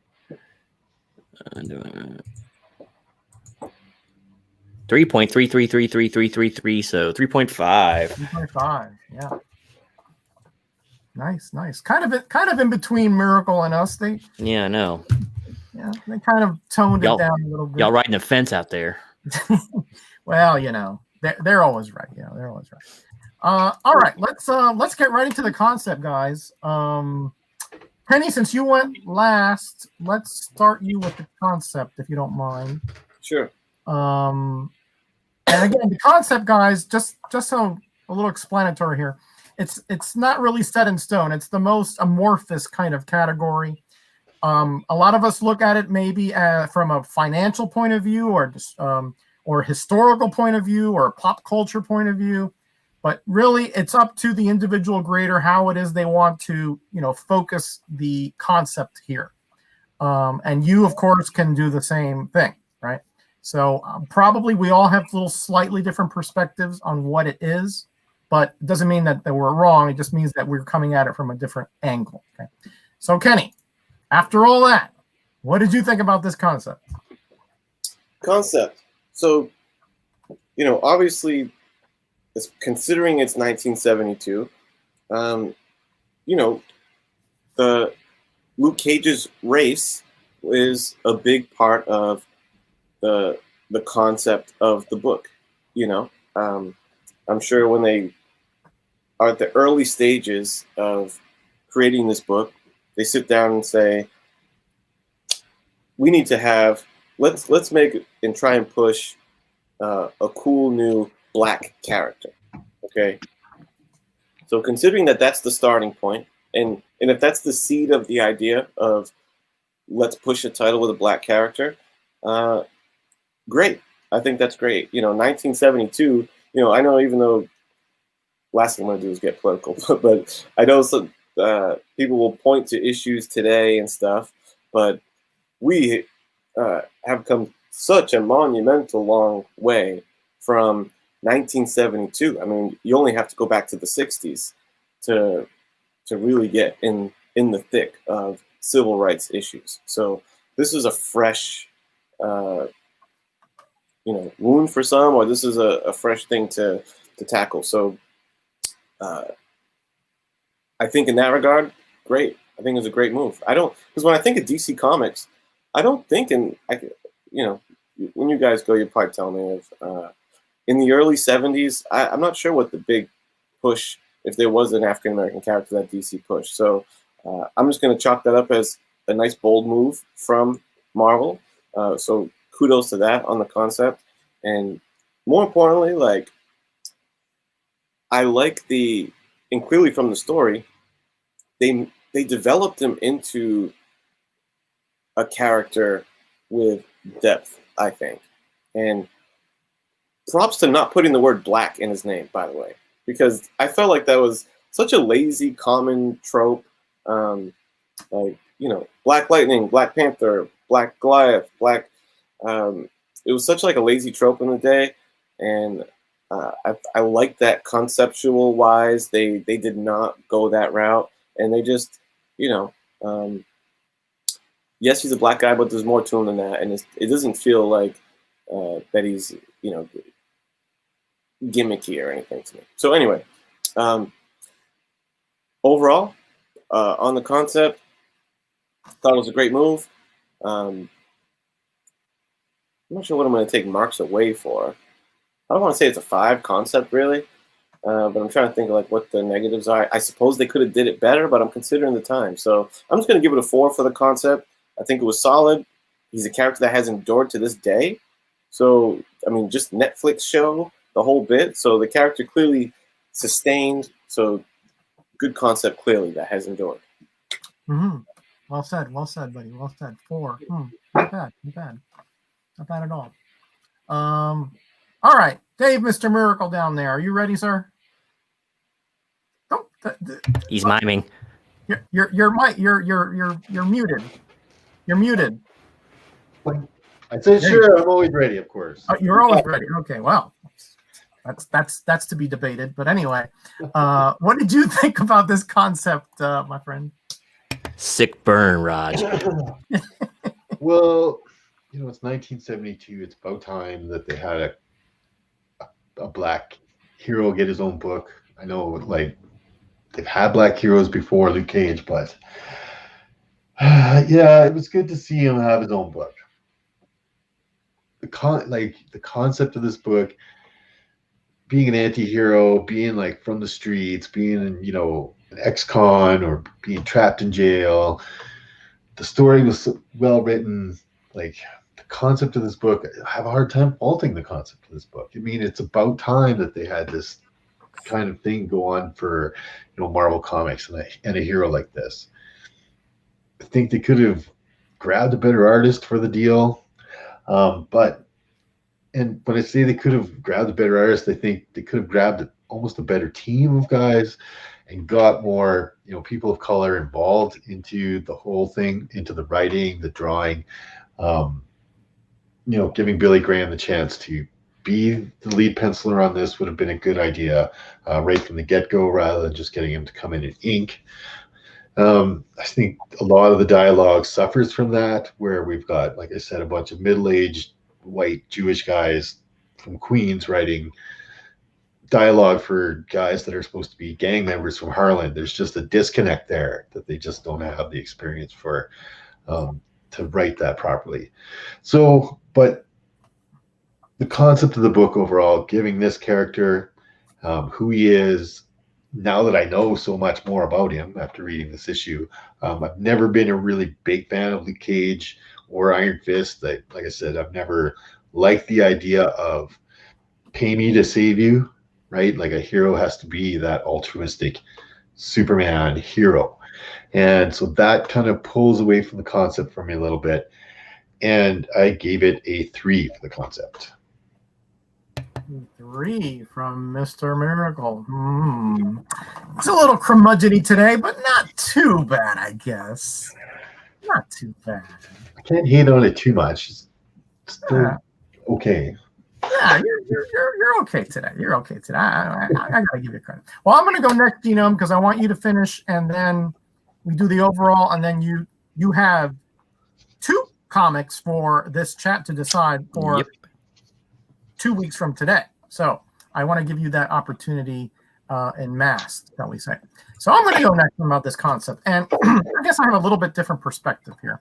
Again, I kind of like looking at the historical and the rationale behind this particular, because this is an origin story and the first appearance of this character, you have to sort of take that as part of the concept, in my opinion, right? And 1972, I remember I was in elementary school, and desegregation was going on at that time. And I remember there were a couple African American students that were put into my elementary school, and a lot of they were not really overtly criticized, but they were shunned for a great degree. I didn't find the big deal of it, right? Because I'm Latin. To me, people are people, but for whatever reason, I guess they had other concepts there. So I had friends of all colors throughout my life, thank God, because I just love the variety in people. It's just, to me, it's amazing to me how we can learn from each other if we just listen to each other. But so I am really think that although there are tropes here, and there are some, like Mr. Miracle was saying, there are some aspects here which are maybe a stereotypes of African Americans. When you consider the times, I think Kenny was talking about how far we've come. We have. There's still issues. Don't get me wrong, but we have come far. Because back then, it was almost like, some of them, some African Americans were looked upon as just almost like an alien race in some circles, right? And I didn't understand that. But when I saw this, I didn't get this comic till 1973, but I just fell in love with this character because he was so different. He wasn't like the typical hero who had, a team like the Avengers, and he didn't have, money problems, or he didn't have, like Spider-Man, he had all these powers, but he still had his Aunt May to go to. This guy had nobody. Okay. He was on his own. He had to make his own way in the world. In fact, he was being, even though they thought he was dead, eventually, he has to be careful, because if he exposes himself too much, they would be tracking him and, put him back into prison. So again, he's so unique. There were black superheroes like Black Panther and John Stewart, but those were, at a different echelon. They weren't, wanted men. They, that one was a king and one was, I think, a military man or something. I don't remember John Stewart exactly. But so this is a very different guy. This is a guy that his character is actually what comes through here, regardless of the circumstances. Sometimes we think, well, if we're put into these circumstances, we turn out crooked. But even though he was not perfect, he had revenge on his mind. He had a code. He had morality. He didn't go in just because other people looked like him. Okay. He was his own man and made his own way, and he was a unique individual. And that is what I think is most critical about this concept. When we look at people, we have to look at them as unique individuals, not as part of a big mass of or a stereotypical type of group, right? And he broke the mold, because he didn't think of himself as part of this type of ethnic group or this type of race. He thought of himself as a focused man who was in love, who was betrayed, and now he wants justice. Okay. And that is his focus. He grows later on. It's true. He's now for hire. He's not an altruistic hero at this point, although he does stop crime, things like that. And then he gives his card out. Right. So he does the act first. Then he's sort of saying, well, if you need anything else, sort of like a free sample. All right. So I thought this stuff was pretty genius when you think about it, especially considering the time in which this occurred. The tropes were a little bit troubling here and there. I agree with that. Okay. But considering everything, mush it all together and shake it up. You look at a comic which is groundbreaking, okay, for the time, certainly. And it still, to this day, I think holds up as one of those comics that when you read it and you look at this particular snapshot in time and you look at today, you see that that the society has grown in many ways positively and maybe not in others. Okay. But certainly this is an individual man. I don't care. I don't look at his color. I don't look at his race. I don't look at his background or his upbringing. I look at I characterize him based upon what I see in front of me and my experiences with him. And that's what he wants. That's what he elicits, an individual reaction, not a racial or not a group reaction. To me, that's very groundbreaking concept. Again, if it wasn't for the little tropes and stereotypes, it would be higher. But to me, I give this a 4.0. Excellent concept. I wish it was done a little bit more without those little issues. Like Miracle said, these guys tried their best, but they can't be in his skin. They can only be based on the observation that they had. And that was a little bit off. All right, I'm off my soapbox. Tino, my brother, what did you think about the concept of this particular comic? Well, what else can be said after all that? But and there's one thing no one here mentioned, and as everyone who knows me well knows, I am not politically correct in the slightest, and I will say what is on my mind, and I'm not afraid to ruffle feathers. I think a lot of the concept of this book was a burgeoning new market. Before the Great Society completely destroyed the Black family, there was actually a prospering middle class in the Black community, right? And guess what? Those kids got money. So whose book are you going to buy if you see Luke Cage on the cover or Tony Stark over there, right? And you're a little black kid with bubblegum money, you're probably going to buy Luke Cage, right? So I think from a business standpoint, it was a smart move. And they actually did some credit to the character by letting white kids who are going to be reading this, of course, maybe get a glimpse into a world they've never really thought about, that seems very alien to them. And to see that, hey, even if a person starts off bad in the Black community, they can redeem themselves somewhat, right? So there was a lot of interesting little things going on here with this concept. I was a little disappointed with the art. I think they should have thrown a heavy hitter directly at it. But, they were all pretty busy, and, it was an unknown quantity. At the time, who'd Marvel had? They had, Falcon and Black Panther, right? Yep. As main line. And they were both basically Captain America clones. They were all goody two shoes. And like you said, they're upwardly mobile. Here's another one. You take a guy who is a street guy. He's got nothing and he's got nobody anymore. He even lost his woman in the first issue. So he lost his freedom and he was never rich to begin with. That's way different than the typical comic stuff. For those of us who came up in the 80s and 90s and all that or whatever, reading comics, we were used to kind of the grittier story, but this was a newer thing back then when comic book writers would often write gee whiz or whatever in their book. So I think the concept was great. It was a great idea. And I don't think they intentionally tried to make it exploitive. I mean, yes, there's some of that in some of the lingo, it is what it is. But I really do think they were trying to reach just another demographic because they had plenty of books at the time, I mean, of course, you always want to make more money, but I think they saw an untapped market there. And I think the guys got together and it's well, how do you approach that market? Give them something or give them someone who looks like them. So we'll try it. What's it going to hurt? So they put a quality writer on it. The art team was a little bit lackluster, but in defense, a lot of this art style was the same through a lot of books back then. So it wasn't beyond the realm of reason, but I think it was a great concept. Yeah, I don't know. I gave it a 4. Really close to, no, I'm sorry, I gave it a 4.5. There's very little I can ding it on because I think it was like a multi-tentacled approach here. There were just little bits and tendrils going everywhere. I think they were just throwing this out there against the wall to see if it stuck with a new market.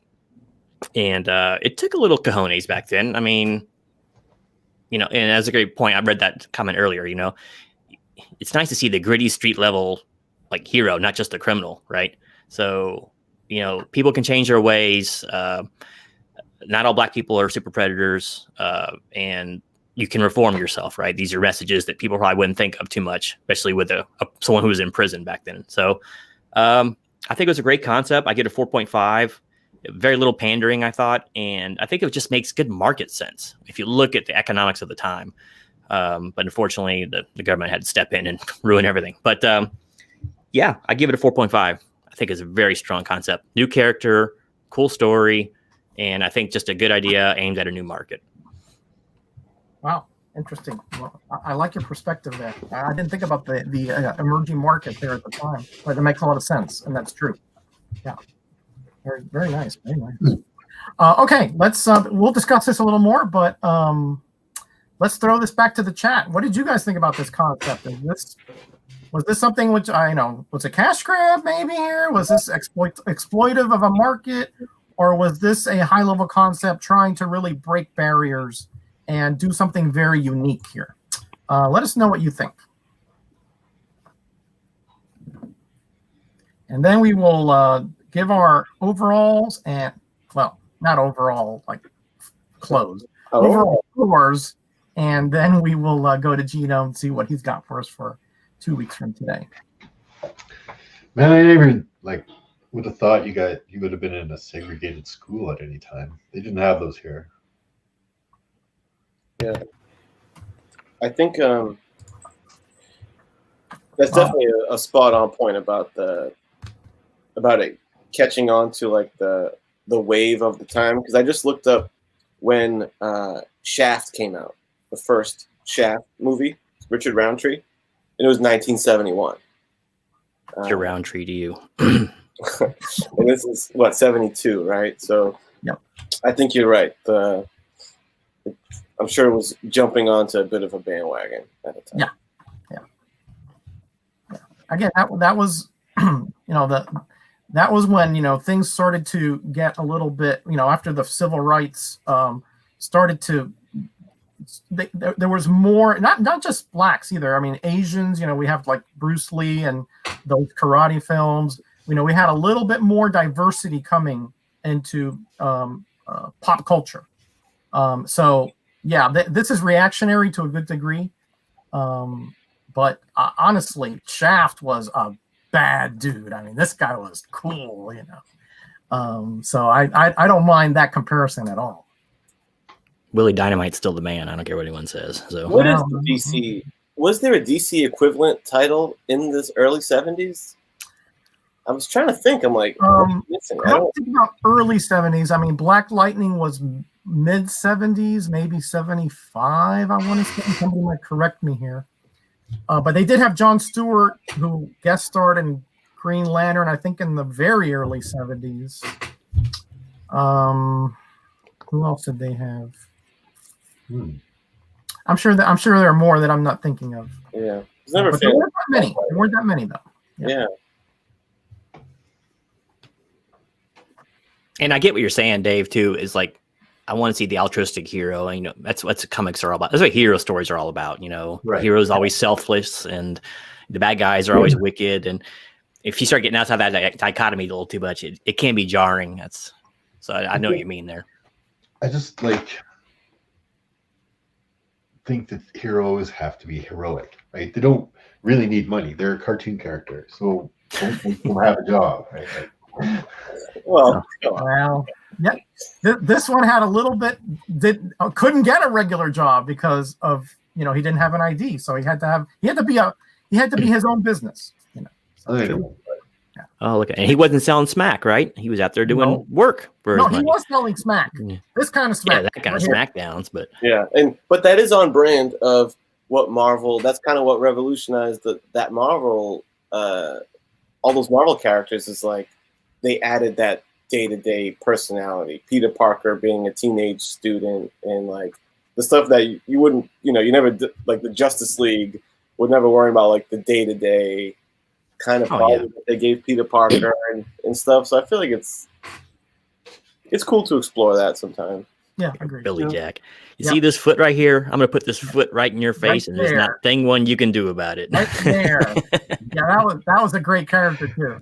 He also was in he had a comic. Well, Deadly Hands of Kung Fu magazine. There was a couple Billy Jack stories which were really good. So yeah, good one, Brett. There, good one. And White Bigfoot. Yeah, he used to fly the Avengers, didn't he? White Wingfoot. Fantastic Four. Oh, Fantastic Four. Yeah, he I know also some team. dated. He also dated Kenny's ex, the She-Hulk. Yeah. Okay, Dave, Genome, what do we got? Let's see. I think I got everybody's grades. Okay. So equal. So.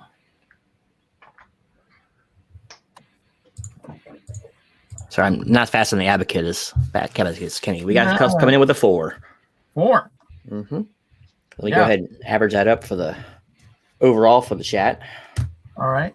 So give me one second. I figure we'll just stay here, guys, and just give our overalls real quick. See if we can get this done in a couple hours. Let's start with the man furthest north of here from us. Yeah. What was your overall after we take all this together, shake it up? What comes out the bottom? Well, overall, like I always tell people, the biggest thing for me overall is I think to myself, would I recommend this to a buddy to read? I have a hard time with that. I guess it depends on their age. I wouldn't give this to a young person. I wouldn't want them to see this kind of dumb language. I don't know. I gave it a 2.5 on the overall. The blaxploitation really bugged me, but it was well written, and there was some really good art and some really, really bad art, and some mediocre art. Like, I don't know. I gave it a 2.5. I thought it was good, but I probably wouldn't recommend this to anyone under the age of 30. So if you're over 30, is that a different grade? If it was just for over 30s, no, it wouldn't change the grade, but there'd be a caveat. There's language here. Got it. All right. Okay, I'll go next, then Kenny, and then we'll finish up with Genome, and then he'll show you the books. All right. Well, I see Mr. Miracle's point, but I think that part was not so bothersome to me, especially when you consider the time and pop culture and so forth. But I think the cover was dynamic, eye-catching, unique. It had issues, but still, it really got the job done. It essentially told you what you're going to see on the cover if you look closely enough, right? You see the little aspects of him. The art inside, I wasn't too impressed with that. Tuska just is not my cup of tea. Everything is kind of like there. Skinny legs, weird teeth, kind of wrinkly skin, over exaggeration. Yeah, he made them all British. I don't get it though. Yeah, exactly. Spot of tea. But he got the job done. I mean, it wasn't too distracting on most parts. It did have good story flow. He did have some good action angles here and there. The women's faces were nice. The Ramita and the Graham parts were okay. So, overall average 2.5. The story off the charts good, just really enthralled, really involved, really complete. Hits so many different check marks, origin, tragedy, drama, twists, et cetera, and just made sense. It just was coherent. It was just fascinating to me, and even though it was wordy, to me it was worth the read because it just sucked you in. It was very different kind of story, which you weren't sure, where it was going unless you read it before, obviously. The concept, I just went through it. Overall, the art really brings it down, but the others are so elevated that I can't let that sort of average it out, because even though it's a little bit problematic, I think it rises above the art in many regards. So I gave it a 4 overall. I just think this is, if you can get your hands on it, this is one of those that you will not regret reading. Kenneth. Boom. And look at Sam David in the chat. We're hearing it straight from the 14-year-old. He loved it. Right. Wow, great. This book, great book overall, man. The cover is just really stellar. I love the cover. I gave it a 4. I agree that the inside art was the low point for me. Hit and miss, man. Definitely hit and miss. Jackson. Sorry. It hasn't popped up my thing yet. The inside art is the low point. The book probably does deserve a little better. The writing was surprisingly good. I got to be honest. Coming into it, I was expecting this. Yeah, I love that line.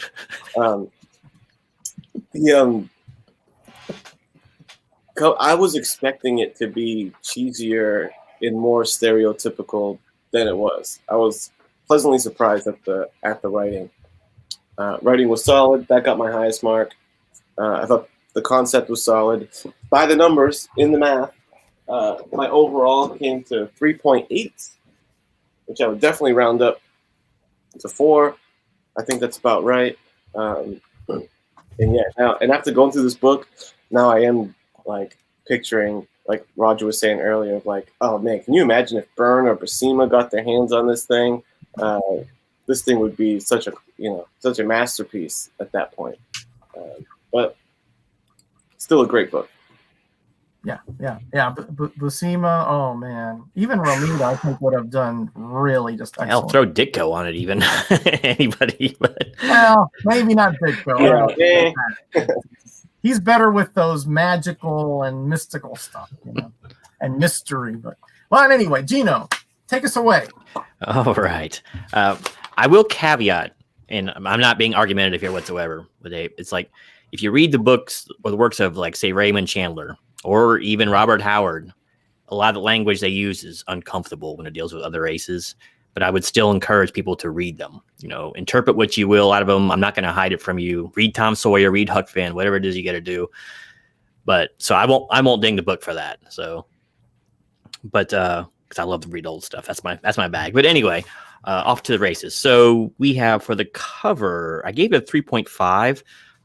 Really cool. Like, I love that red reverse negative effect. It's like it's in a photo lab, I love that background. It's so cool. The dice and the cards out there. It's like the smoking woman. It's very seamy and seedy. I love it. I think it's great. Way too much trade dress though, which kind of detracts from it. And the off-centeredness is kind of strange too. I wasn't crazy about Luke Cage on the cover, to be honest with you, but he might look good in red too. Maybe just a little bit of shading coming out. But I gave it 3.5 though. It was pretty solid. A couple things going against it, but really, really cool concept. For the interior art, where was I at? I gave it a 3. This was my weakest grade of the book. It was, like I keep saying, workmanlike. I think you can definitely tell when a more talented artist would come in, or one who actually gave a damn would come in and re-render things or fix things. Because there was flashes of semi-greatness in there, but a lot of inconsistencies, and I couldn't stand the heads and the faces and all that stuff. So I gave it a 3. It was solid for the most part, but a lot of too much bad in there to get much higher than that. For story, I gave it I got those switched up. I gave it a 4 in the story, and I thought it was great. Other than being a little too wordy, honestly, it felt like every single panel had stuff, and you can put an action panel in there without having to say something, So he would dialogue a little bit while he's punching guys. That's a little bit ridiculous, but a little bit wordy. But a great story. Well thought out. Much better than his typical comic book intro book fare. Really dug it. I know the character inside and out after reading one issue, and that's saying something. So. Really strong there. 4, but some dialogue is pretty hokey. That's a lot of it's Sign the Times, and maybe just a little bit too long. So, but a 4. For the concept, I gave that the highest mark, actually, at 4.5. I think it was a very wise, and just sitting from a business standpoint, I think it was a very wise chance to take. Your comics are selling pretty well. It was not going to kill you if one fails. Let's try to hit a new demographic and make some money there. And at the same time, we'll build a rich character. It wasn't, see, what I liked about it is they respected the idea enough not to make it trash, right? okay, these black kids are going to buy this comic because there's a black guy on the cover, and we'll just put some really crappy artists, some really crappy writer on it, and hope that's going to work. And it wasn't. They actually had some respect for the character. They had a good story they bothered to put out there. It wasn't just an all action fest either. It was that's another thing too, is maybe a little bad execution here. If they were aiming at the younger segment, this one's kind of an older story. It's not all explosions and fun, and there's some death involved. So, but really strong concept, I think, interesting character, and at least in this book, and I think just a good business idea. And overall, this came out to like a 4, and I'd leave the book at that. I think it's a solid 4. There's a few things wrong with it, but I enjoyed the book much more than I thought I would. Excellent stuff. Wow. So we got 4, 2.5, and Kenny, you had a 4 too? For overall, I had 4. Yep. Yeah. So once again, look at him looking down there. Just go ahead and send that picture to one of us now. No, that's good though. You don't want the whole panel to always agree on everything. No. It's useless then. It's like, No, you don't. oh, I'm not gonna say the words. But Do you I have understand why he came to that. Like, all I ask is to me to get why someone comes to those, their grades. So I don't think he's just ragging on it. I get his logic. No. I think he gave it the fair shake. Yeah. There was some good parts of it. It's just there was parts of it that made me uncomfortable. I didn't like it. Yeah, fair enough. That's fair. Hey, C3, how you doing, buddy? C3. Good to see you. Genome, do you have the overall chat grade? it was a 4 actually. So the chat's in good taste, at least. Figured that. Oh, okay. All right, Genome. So, by the way, thank you to the chat for your participation. You guys are the best in the business as always. We really do appreciate your fealty toward Greatest Notes. It really is what keeps us going. So next fortnight we're going to be on Genomes, and he's going to show 2 comics, and we want you guys to pick one of them that we will be eviscerating in 2 weeks. Let's see how long I've had these books. These are the polys that you probably can't see it because the green screen. These things are so yellow, man. It looks like nicotine. But those are the old times when they used to smoke in the comic book stores. Well, yeah, I have a story about that. But anyway, okay, so we got 2 books here. So, Chad, I'm going to have you pick one. The first one is going to be kind of a first of, and this is Fantastic Four, number 265. Basically, She-Hulk is going to be filling in for the Thing, who's still on Battle World. So there you go. Good stuff right there. And one of the all-time great stories, as told by historians in Marvel, and that is Amazing Spider-Man number 248. And but one surprising thing about this book is I am not a Spider-Man fan. So to me, actually choose a Spider-Man book lets you know how good I think it was. So there's your choices. There's actually 2 stories in that one. There is. I recall. Yeah. So we got one Gatorade Gym for ASM 248. We got an FF. We got a 248. It's 2-1. Oh, Fantastic Four's coming in. Las Cruces. That's 3-1. 3-2. Am I right? Oh, let me start writing these down. Yeah, hold on. All right, we got Spidey, FF 1-1-1. Oh, again, a big resurgence of FF. 3-3, 4-3, 5-3, 6-3. Not a Spider-Man fan. I think FF has it, unless we get some more votes here. All right. I've been looking for an excuse to buy this book. I should have it by now, so this is good. Kenny bases his buying on what Graders Notes. It must be pretty good if the Graders Notes guys want it. You should, Kenny. Let me encapsulate this for you, right? Okay. Get the whole FF burn run. Right. It's cheap, It's cheap stuff, but it's great stuff. Trust me, you'll want it.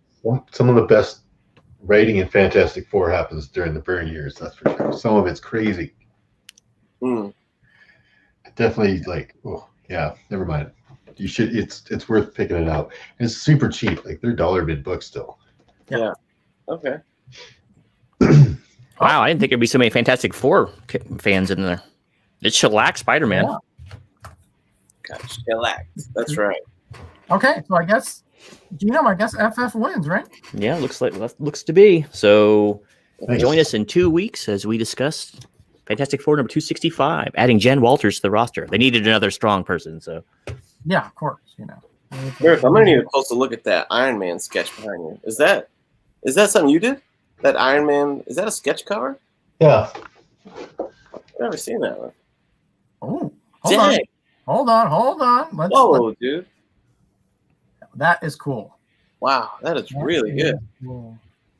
I never seen Thanks. Spider-Man, I did too. Yeah, I showed some my relatives the Ghost Rider you did for me, and they're like, "Oh man, how does he know you're such a big fan?" I go, "Well, you know, we have a show together." You guys want to see Luke Cage? Yeah. Oh, you did one? Yeah. I think Tuska did Iron Man better, by the way. Oh, no. Bam. Oh, Whoa. and he's wearing Soul Glow. Yep. Oh, I love it. Eat your heart out, Tuska. Dude, you did that while we were doing this episode? Yeah. You're amazing, man. You're amazing. That's great, man. You know that's where he makes his money, out in the park, right? Doing these for people walking by. Sure. Oh, he's that guy. Nobody's paying me nothing for this. He's that guy. All right, gentlemen, I got to go take out the dog because she's scratching at the door. So thank you again for, first of all, this great Graders Notes panel, Genome, Mr. Miracle, Kenny. I am so blessed to be on a show with you three guys. You carry me, and I appreciate that. Bowler hat, you know, Massachusetts accent, and of course the curmudgeon and his outlandish but Moved up to his name today. grades. So I'll see you guys in 2 weeks on Genome's channel. His link is below. Chat, I love you. We wouldn't do this without you because you are always right, and we are just the four schmucks on the screen. Gentlemen, I bid you adieu. God bless. See you in 2 weeks. Bye. Bye, guys. Ciao all.